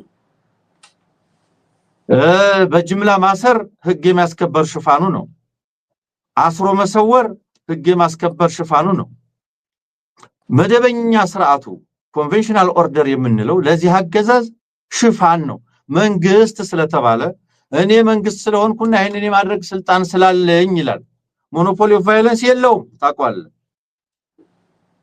ያንን መብቱን አጥቶታል ግን ያንን መብት አሁንም እንዳለውና ኤክሰርሳይዝ ሊያደርገው እንደሚፈልግ አድርጎ እየቀረበ ነው ያለው በህግ ሀገር ማስተዳደር የመደበኛ መንግስት ኃላፊነትና ተልእኮ ነው ስለዚህ ይሄንን ሽፋን ተጠቅሞ ደግሞ ያፈና ስራዎችን ያከናውናል ከዚያም በላይ ግን ድሮ ልጆች እያለን ጨዋታው ፈረሰ አባይ ደፈረሰ እንል ነበር አንድ ነገር ሲበላሽ ሙሉ ለሙሉ ሲበላሽ ማለት ነው ጨዋታው ፈረሰ ዳቦ ተቆረሰ እንደዚህ እንል ነበር ይሄ አገዛዝ ወንበሩን ለመጠበቅ ስልጣኑን ለመጠበቅ ሁሉንም ቦርደሮች ያፈርሳል ሁሉንም የሞራል ድንበሮች ያፈርሳል አፍርሷል ኦሬዲ ያስቀድሙ አብዛኞች ያፈረሰው የትየለሌ ነው እኔ እናንተ እኮ ሁሌ እንላለን የመጨረሻው ቀን ላይ ምን ሊያደርግ ይችላል ብለን ሁሉ ጊዜ ሆኑ ቢሆኖች ለማስቀመጥ እንሞክራለን አይደል አይ በቃ ሀገር ሆናለሁ ብሎ ያውጃል የሆነ ምናምን ያደርጋል በህዝብ ላይ ህዝብን ይቀሰቅሳል ኦፍ ኮርስ ይቀሰቅስ ነው የከረመው የመጨረሻ የሚባሉ ወንበር ለማስጠበቅ ያግዛሉ የተባሉ ተግባራትን በሙሉ ያከናውናል ለምሳሌ ዛሬ የወጣ መረጃ የሚያሳየን ምንድነው ወደ ባህር ዳር ከኤምሬትስ ከፍተኛ ጭነት ወደ ባህር ዳር ሲጓዝ ነው የነበረው ዛሬ ከኤምሬትስ ከአቡዳቢ የተነሳ ጭነት ባህር ዳር አየር ማረፊያ ሲያራግፍ ነበር ካርጎ ነው እንትን የለውም ከዚህ በዳር የሚባል እስከዚህ ድረስ ብቻ የሚባል የሞራል የፖለቲካ የስነ ምግባር የስነ ልቦና የሀገር ፍቅር የሰባዊነት የህግ ወሰን የለም ለምሳሌ አንድ አገዛዝ እንዴት 5 ተከታታይ አመታት ያለማቋረጥ ጦርነት ያደረገ ሌሎች ተጨማሪ በርከት ያሉ ጦርነቶችን እንዴት ይደግሳል ያዘጋጃል ለምሳሌ ምናልባት በመጪው ሳምንትና ከዛ በኋላ ወደ አዲስ ጦርነት ሊገባ የተዘጋጀ እንደሆነ በጣም ብዙ ምልክቶች አሉ ብዙዎችም ያነሱት ነው ያሉት እንዴት ከዛ ሁሉ ጦርነት በኋላ ከዚህ ሁሉ ጦርነት በኋላ ይሄን ሁሉ ጦርነት ያደረገ ያላካል ሌላ አዲስ ምናልባትም ደግሞ ለሌላ አመታት የሚቀጥል ምናልባትም ደግሞ ሚሊዮኖችን በተመሳሳይ የሚቀጥፍ አዲስ ጦርነት እንዴት ሊያዘጋጅ ይችላል ሰው የሆነ ህሊና ያለው እንዴት ይሄን ሊያደርግ ይችላል ያደርጋል ያገዛዝ ያደርጋል በቃ ማወቅ ያለብን ነገር ስልጣኑን ለማስቀጠል ጠላት ያለውን ለማጥፋት ድንበር የለውም ወሰን የለውም ኢትዮጵያ መክፈል ያለባትን ዋጋ ብትከፍል ችግር የለበትም ዋናው ተገዳዳሪዎቹ ይጥፉ ዋናው ወንበሩ ይቀጥል ይሄ ነው ይሄንን አቃለን መመልከት የለብንም። አንድ በዚህ ውስጥ ምንድነው ማድረግ የሚገባን ነው እንዳማራ ምናልባት በጣም ጠቃሚ የሚሆነው ቴክኒሻናችን ካለው አስረስ የተናገረው አለ። ይህ አገዛዝ ለምሳሌ በሚቀጥሉት ቀናቶች ጦርነት ውስጥ የሚገባ ከሆነ በመጪዎቹ ሳምንታት ትግራይ ላይ ብቻ ሳይሆን ኦፍ ኮርስ ትግራይ ላይም አዲስ ጦርነት እየመጣ እንደሆነ በጣም ተገንዝበው በጣም ብዙ ጥሪዎች እየተዘጋጁ ነው ያሉት እየተሰናዱ ነው ያሉት። በእነሱ በኩል የተለያዩ ጥሪዎች እየተደረጉ ነው ያሉት። አሽከርካሪዎቻቸውን ወደ ትግራይ ያስገቡ ነው እየጠሩ ነው። አገዛዙም ከ27 የማያንሱ የወያኔ ፖለቲካዊና ወታደራዊ አመራሮችንና ቤተሰቦቻቸውን ሂሳብ ዘግቷል። ያው እሱማ ሁሌ የሚጠቀምበት ነው። የሆነ ነገር መጣ ሲባል ባንኩንም ስልኩንም መቁረጥ ነው እኮ። ለዚህ እኮ ነው ከዚህ አገዛዝ ጋር መቀጠል የማይቻለው። ሲቪሊያን የለም ህዝብ የለም በቃ መቁረጥ ነው። የሆነ ነገር ሰማ ማለት መቁረጥ ነው ባንኩንም ምኑንም። አማራ ክልልም እኮ ገንዘብ የለም ካሽ የለም። አዲስ አበባ ላይም የካሽ እጥረት ሊከሰት ይችላል ነው አይ ቲንክ ህብረተሰቡ የገባው ገብቶታል ብዬ አስባለሁኝ። ስለዚህ ምንድነው አሁን ጦርነቱ የማይቀር ጦርነት እንዳለ እየታየ ነው ያለው። አሁን ይህ አገዛዝ እንደለመደው ያው ማታለያ ማጨረበር ያለው እዘምታለሁ ለሀገር ህልውና ለብሔራዊ ጥቅም ለወደብ ለኢትዮጵያ ህልውና ዘምታለሁ እያለ ብዙዎችን ለማደንዘዝ አማራውንም ለማደንዘዝ ብዙዎችን ለማደንዘዝ ጥቅም ላይ ለማዋል ይሞክር ይሆናል።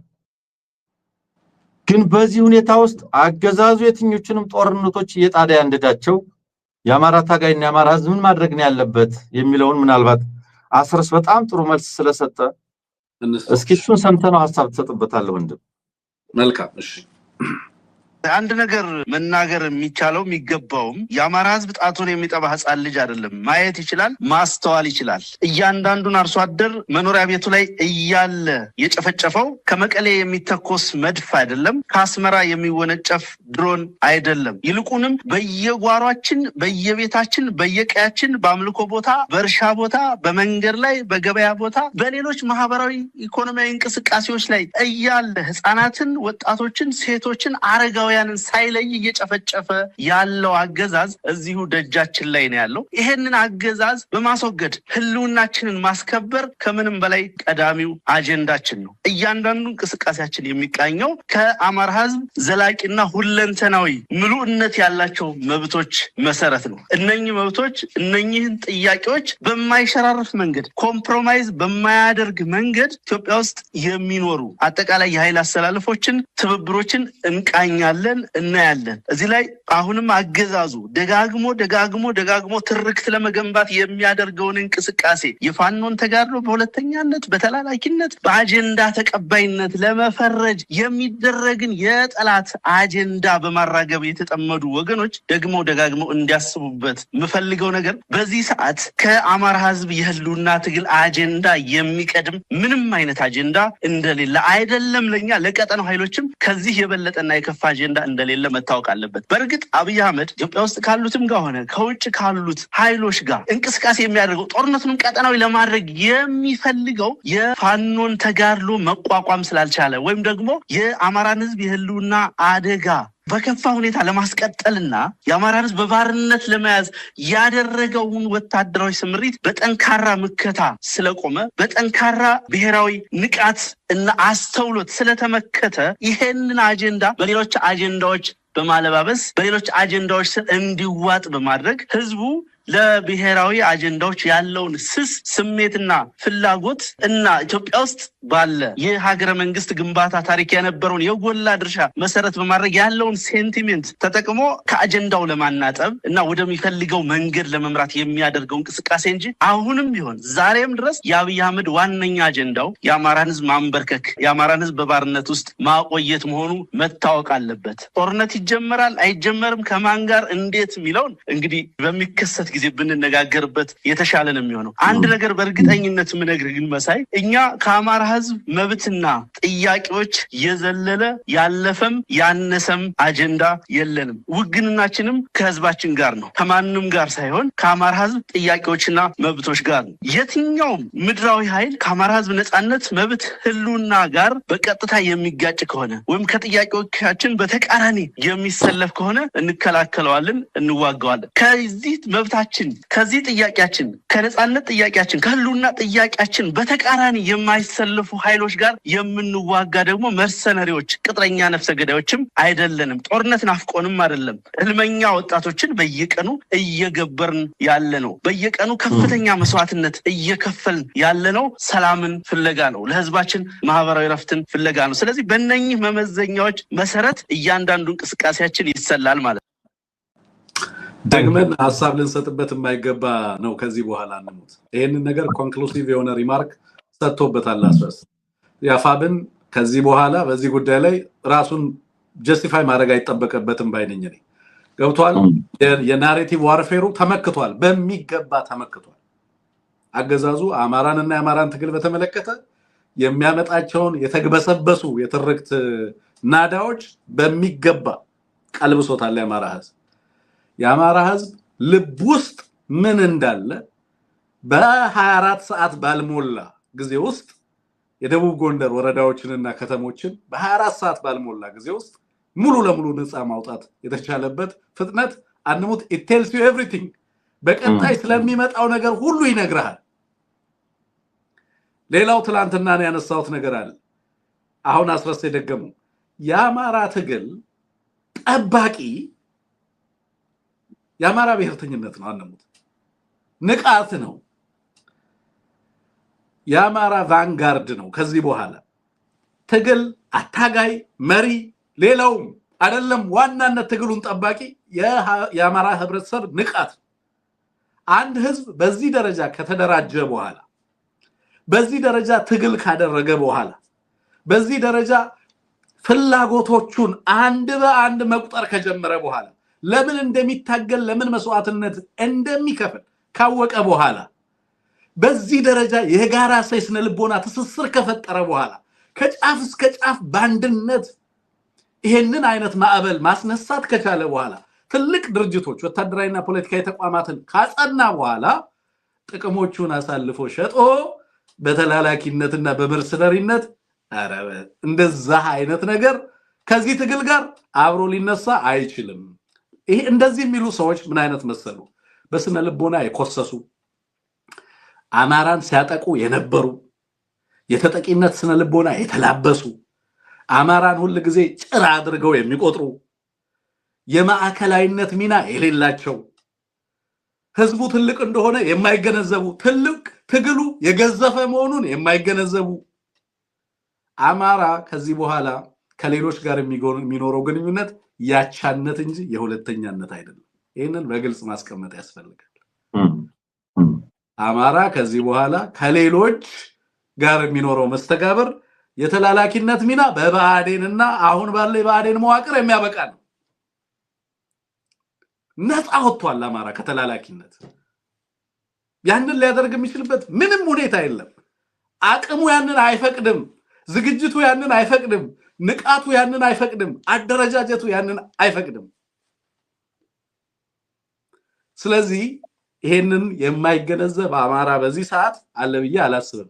አገዛዙ በየጊዜው እየመጣ የሚደፋቸው ነገሮች አሉ። እነዛን በሚገባ እንደናስረስ ያሉ ጠንካራ የአማራ የፖለቲካ ልሂቃን እንደነ ጌታ አስራዳ ያሉ በሁሉም አካባቢ ላይ ያሉ አመራሮች በጣም የሚያስደንቁ ናቸው። አንደሞት እንዴት በየለቱ የሚሰጡትን ቃለ መጠይቆች ስትሰማ የዚህ የፖለቲካ ቮካብላሪያቸውን ስትሰማ ይሄ በዚህ ትግል ላይ የመጣው የትግል መረዳት በጣም ያስደንቃል። የተደረሰበት የትግል ግንዛቤ በጣም ያስደንቃል። የኃይል ትንተና፣ የሁኔታ ትንተና መሬት ላይ ያለውን ነገር ብቻ አይደለም የምታነበው። ሪሲፕ ታይፕ ኤርዶዋን ዛሬ እንትን ነው አቡዳቢ ነው አይደለም? ለምን አቡዳቢ እንደሚገኝና ምን እንደሚያነሳ ያውቃል እኮ አፋብን። አብይ አህመድ ጋር ሲመጣ ቅድም እንዳልኩት የከርተሲ ቪዚት እንዳልሆነ ምን አይነት አጀንዳ ይዞ እንደሚመጣ እንገነዘባለን እኮ በእያንዳንዱ አቅጣጫ በዙሪያችን ማን ምን ሲል ሶማሊያ ላይ ዛሬ ስላለው ነገር እና ሁኔታ እኮ ይገነዘባል አፋብህ በዚህ ደረጃ ቀጠናውን የሚያነብ ሀገሪቱ ውስጥ ያለውን ሁኔታ የሚያነብ አሰላለፍን የሚያነብ ኃይል በእንደዚህ አይነት ሁኔታ ሊወነጀል የሚችልበት ጫንቃ የለውም ይሄንን የሚሸከም ትውልድም አይደለም የሚለውን በደንብ አርጎን ያስቀምጠው አንዱት ምናልባት አንተ የምትጨምረው ነገር ካለ ጨምርበት ደስ ይለኛል ምንድነው ያነሳን የነበረው የአገዛዝ እየደገሳቸው ያሉ ጦርነቶች ከፊት ለፊታችን አሉ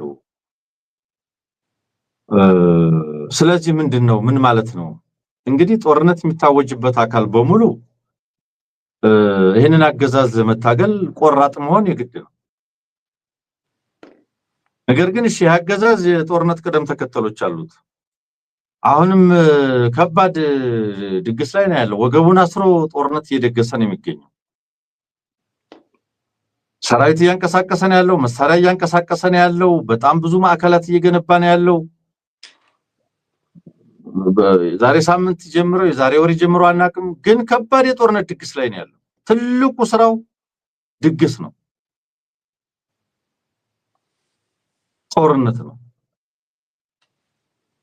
በዚህ ውስጥ በጣም ቁልፍ ነገሮችን ነው ወንድማችን ያስቀምጠው የአማራው ህዝብ ያለውን ስስ ለሀገራዊ ጥያቄዎች ለሀገራዊ አጀንዳዎች ያሉትን ስስ አጀንዳዎች በማንሳት ከዋናው ጉዳዩ ለማሸሽ ለማናጠብ የሚደረገው ጥረት የታወቀ የተነቃበት ነው በቃ አይሰራም ስለፈለገው ሜጋ ፕሮጀክት ያውራ ስለፈለገው ወደብ ያውራ ስለፈለገው ምናምን ያውራ እሱ ሁሉ ስትኖር የሚደረግ ነው ስለዚህ ምንድነው ያለው ይሄ የተከታይነት ተለጣፊነት ምናምን የሚሉት አንደኛ በጣም ወርዷል እንደው ካፈርኩ አይመልሰኝ ሆኗል ትግሉ በራስ በቅነት ላይ የቆመ ነው እየተባለ ተለጣፊነትን ማምጣት ማውራት ምን አመጣው ቶታሊ አብሮ የሚሄድ አይደለም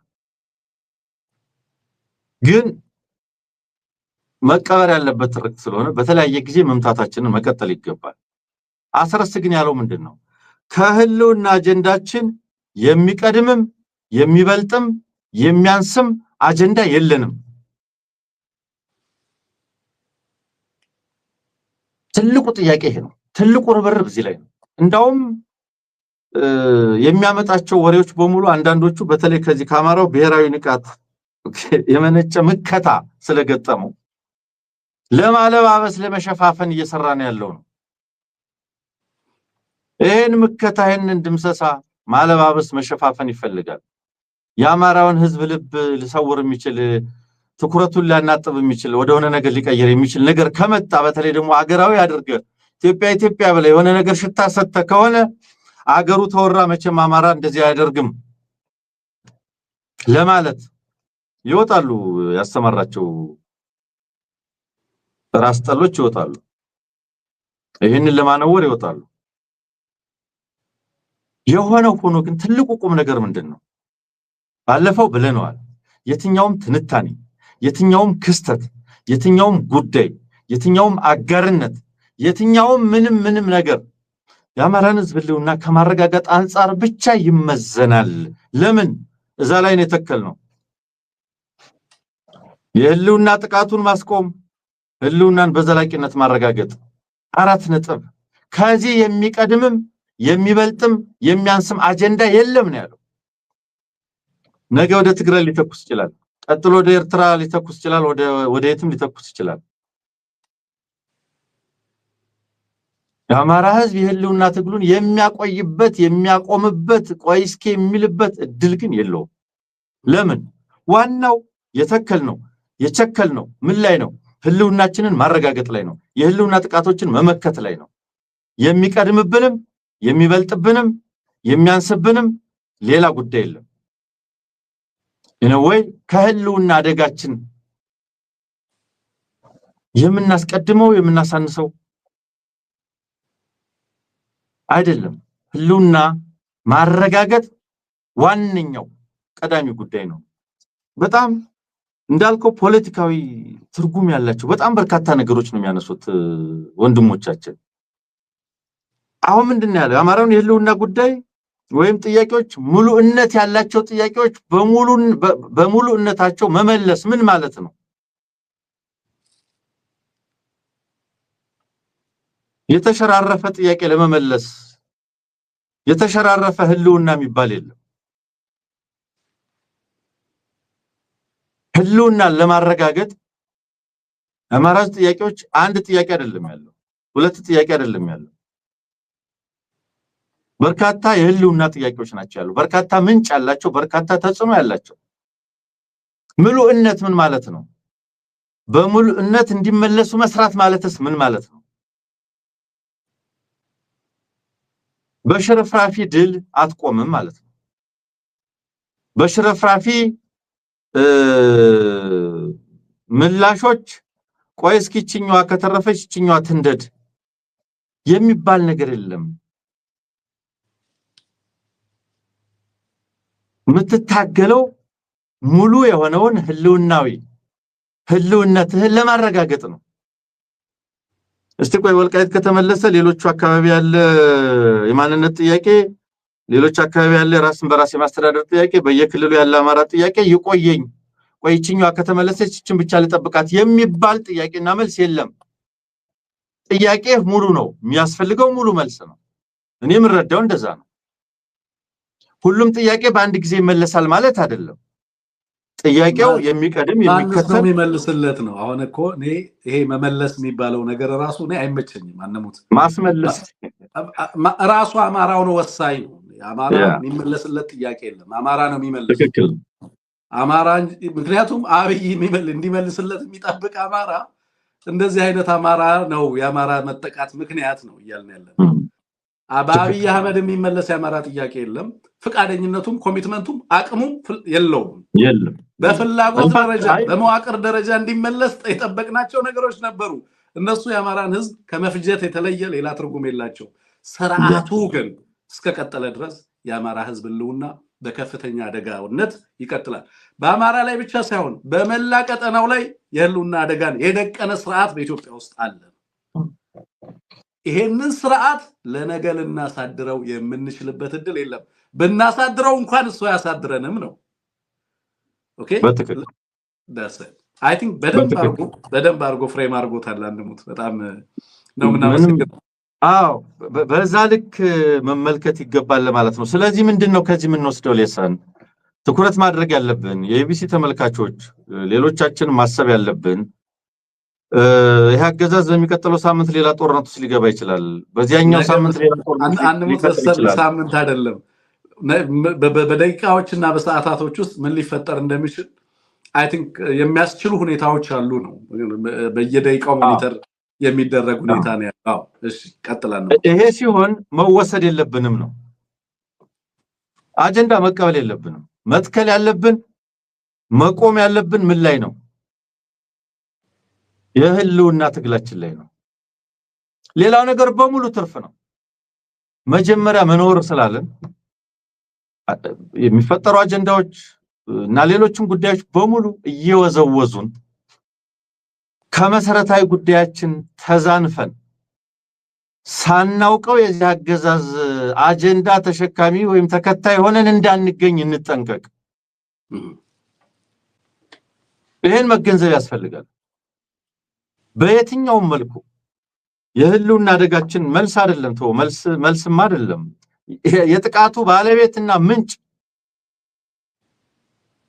አሁን አክቲቭሊ የዚህ ጥቃት ምንጭ ባለቤቱና ዋናው አስፈጻሚ አገዛዝ እኮ ነው ከዚህ አገዛዝ ምን ተጠብቀው መልስ የለም እኛ ከዚህ አገዛዝ ሞቱን መቃብሩን ብቻ ነው ምን ተጠብቀው ለማለት ፈልጌ ነውና በዛ ደረጃ መመልከት አለብን በዛ ደረጃ ማየት አለብን የተጀመረው የምህረት አዋጅ በጣም ተጠናክሮ መቀጠል አለበት የአብይ አህመድ ጦርነት የዚህ አገዛዝ ጦርነት አዙሪት የሰለቸው ሰራዊት በሙሉ ወደ ፋኖ መግባት አለበት ህልውናውን ለማረጋገጥ ሁሉም ህዝብ ከፋኖ ጎን መቆም አለበት በዚህ አገዛዝ የሚመለስ የአማራ ህዝብ ጥያቄ የለም ኢንፋክት በዚህ አገዛዝ የአማራ ህዝብ ወደ ባርነት ወደ ገባሪነት እንዲቀየር ሆነ ተብሎ ባሪያዎች ራስጠሎች ተመልምለው እየተሰራ ስለሆነ ለሱ እንዘጋጅ ለማለት ነው። አይ ቲንክ እነዚህ ናቸው ያሉኝ ሐሳቦች። አመሰግናለሁ። መጨረሻ ላይ አንሙት ምናልባት ያንተ ይሁን የኔ ድምጽ የተቋረጠው አላውቅም። እኔ እየተሰማው መሆኑን አረጋግጥልኝ። አንሙት እየተሰማው ነው አይደል?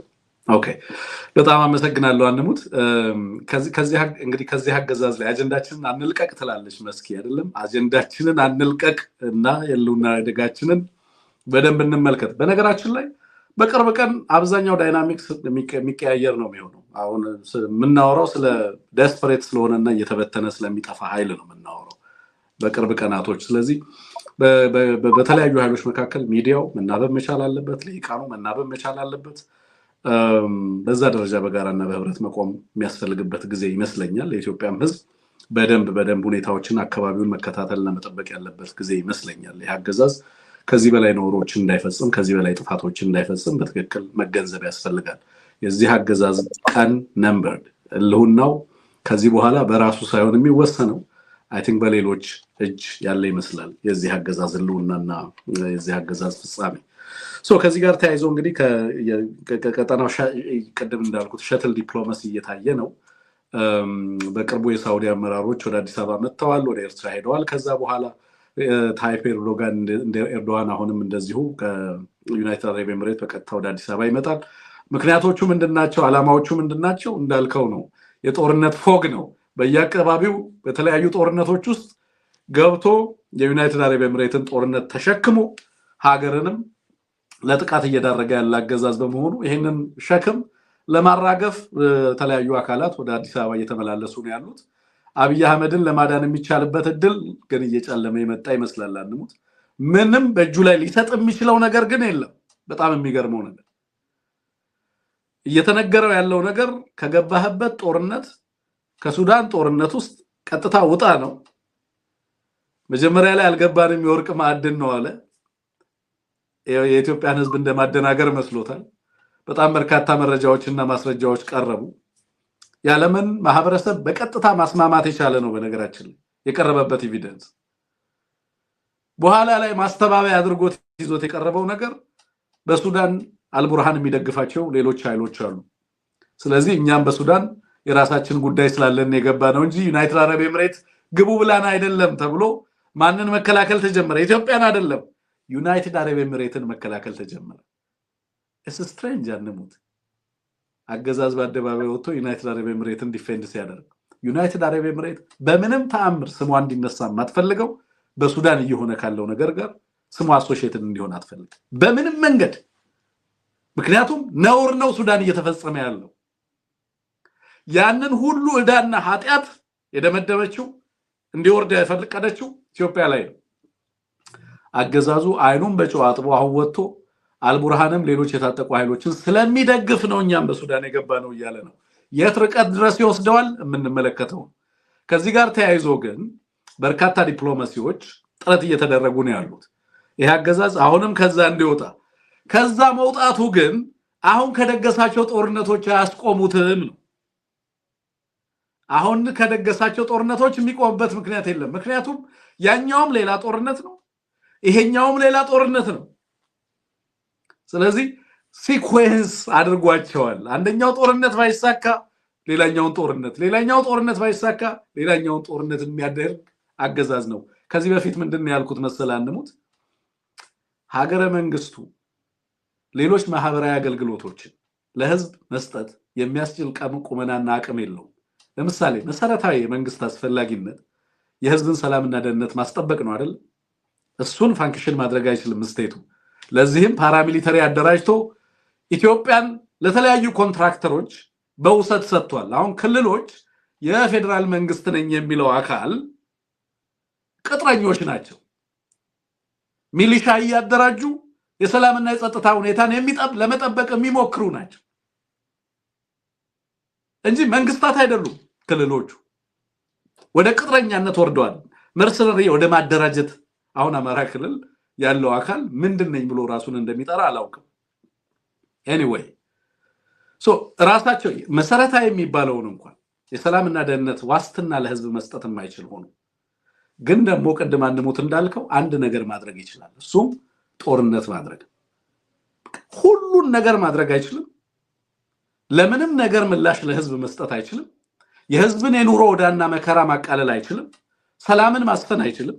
በሀገሪቱ ውስጥ ያለውን የፖለቲካዊ ስብራት ፖለቲካዊ ልባትና መፍትሄ እንዲያገኝ ማድረግ አይችልም። ግን ደግሞ ጦርነት የማድረግ ፍላጎቱ አልተገታም። በዚህም ምክንያት ያልነከሰው ህዝብ፣ ያልነከሰው ጎረቤት ሀገር፣ ያልነከሰው ተዋናይ የለም ማለት ይቻላል። በዚህም በርካታ ጦርነቶችን የማድረግ ፍላጎቱ አለ። በዚህ ሂደት ውስጥ አስፈላጊው ነገር የራስን አጀንዳ በትኩረት መያዝ፣ ሁለተኛ ቀጠናዊ ትብብሮችን በደንብ መያዝ እና መገንዘብ፣ በዚህ ሂደት ውስጥ የእያንዳንዱን አክተር ፍላጎት በሚገባ ተንትኖ ማወቅ እና ለየጊዜው ለየወቅቱ የሚመጥኑ ዝግጅቶችን እያደረጉ አቅምን እያጎለበቱ መገኘት በጣም በጣም አስፈላጊ ነው የሚለው መልእክት ለማስተላለፍ ነው። የቆጡን አወርድ ብላ የብብቷን ጣለች እንደምትጥል እርግጠኞች ሆነናል። በነገራችን ላይ የብብቷ መቼ ይወድቃል የሚለውን ነገር እየጠበቅን ያለ ነው። በኋላ ላይ በሌሎች ጉዳዮች እንመጣለን። በተለይ ቀጠናዊና ዲፕሎማሲያዊ ጉዳዮች ላይ አዳዲስ መረጃዎች ካሉ እነሱን አጠናክረን ወደ እናንተ እንመጣለን። ለነበረን ቆይታ ከልብ ነው ማመሰግነው። አድማጭ ተመልካቾቻችን ኤቢሲን ደግፉ። ሰብስክራይብ ያላረጋችሁ ባካችሁ ሰብስክራይብ አድርጉ። የብልጽግና ደጋፊዎችን ብትሆኑ ከዚህ በኋላ ይጠቅማችኋል ብዬ አስባለሁ። አጠቃላይ ቀጠናዊ ሁኔታው it is not in your advantage በእናንተ በኩል አይደለም ያመዘነው፣ ተዛብቷል። ስለዚህ ከዚህ መስማት ያለባችሁ ስለሚመስለኝ አይ ቲንክ ሰብስክራይብ እያደረጋችሁን ብትሰሙን ደስ ይለናል። ሌላው ኤቢሲ መደገፍ የምትፈልጉ ባካችሁ በዜልም በካሻፕም በሌሎችም አማራጮች ሲደመር 1720 3093725 አድርጋችሁ ኤቢሲን ደግፉ። ሱፐር ስቲከር እየገዛችሁ ኤቢሲን ያበረታታችሁ ካላችሁ እንደዚሁ ከልብ ነው የምናመሰግነው። ስማችሁን አይ ቲንክ እያየሁት ነበረ። ስለዚህ ለዛ ድጋፋችሁ እጅግ አድርጌ አመሰግናለሁ። ሌላው በቋሚነት የኤቢሲ አባል ሆናችሁ በወር 5ም 10ም ብር እያዋጣችሁ 50 100ም እያዋጣችሁ ይሄ ተቋም አገልግሎት እንዲሰጥ ለአማራ ህዝብ ለኢትዮጵያ ህዝብ ድምጽ እንዲሆን እያገዛችሁ ያላችሁ ሁሉ ከልብ ነው የምናመሰግነው። ኢትዮጵያውያን፣ ኤርትራውያን፣ ሌሎችም የጎረቤት ሀገራት ህዝቦች ተቋሞቻችንንም እንደዚሁ መደገፍ ብትችሉ ጥሩ ነው። ምክንያቱም አሁን የኢትዮጵያ ውስጥ ያለው ሁኔታ ቀጠናውን እያመሰ ነው ያለው። የኢትዮጵያ አገዛዝ የቀጠናው ሰላም ስጋት ዋነኛ ቁጥር 1 የቀጠናው ስጋት ሆኗል። የኢትዮጵያ ህዝብ ስጋት፣ የኢትዮጵያ ተቋማት ስጋት፣ የቀጠናው ህዝቦች ስጋት ሆኗል። ለቀጠናው ሰላም ሲባል ከኢትዮጵያ ህዝብና ከኢትዮጵያ ትግል ጋር መተባበር በጣም አስፈላጊ ነው ብዬ ነው ማስበው። በዚህ ረገድ የሚዲያ ቅንጅትም የሌሎችም የመረጃ ቅንጅቶችም በጣም በጣም በጣም አስፈላጊዎች ናቸው ብዬ ነው ማስበው። ምክንያቱም ድንበርን ጥሶ የሀገራትን ሉዓላዊነት ጥሶ ህጋዊና ሰላም ዓለም አቀፋዊ አሰራርን ጥሶ በሀገራት መካከል ሁሉም ተመሳሳይ አደጋ እንዲጋረጥበት ያደረገ አገዛዝ በዚህ ረገድ የእያንዳንዱን ትብብር የእያንዳንዱን ቀጠናዊ ትብብር የሚፈልግ ሆኖ ተመልክቻለሁና ይሄንን ትብብር ማሰናሰል በጣም አስፈላጊ ነው ለማለት ነው። ጤና ይስጥልኝ።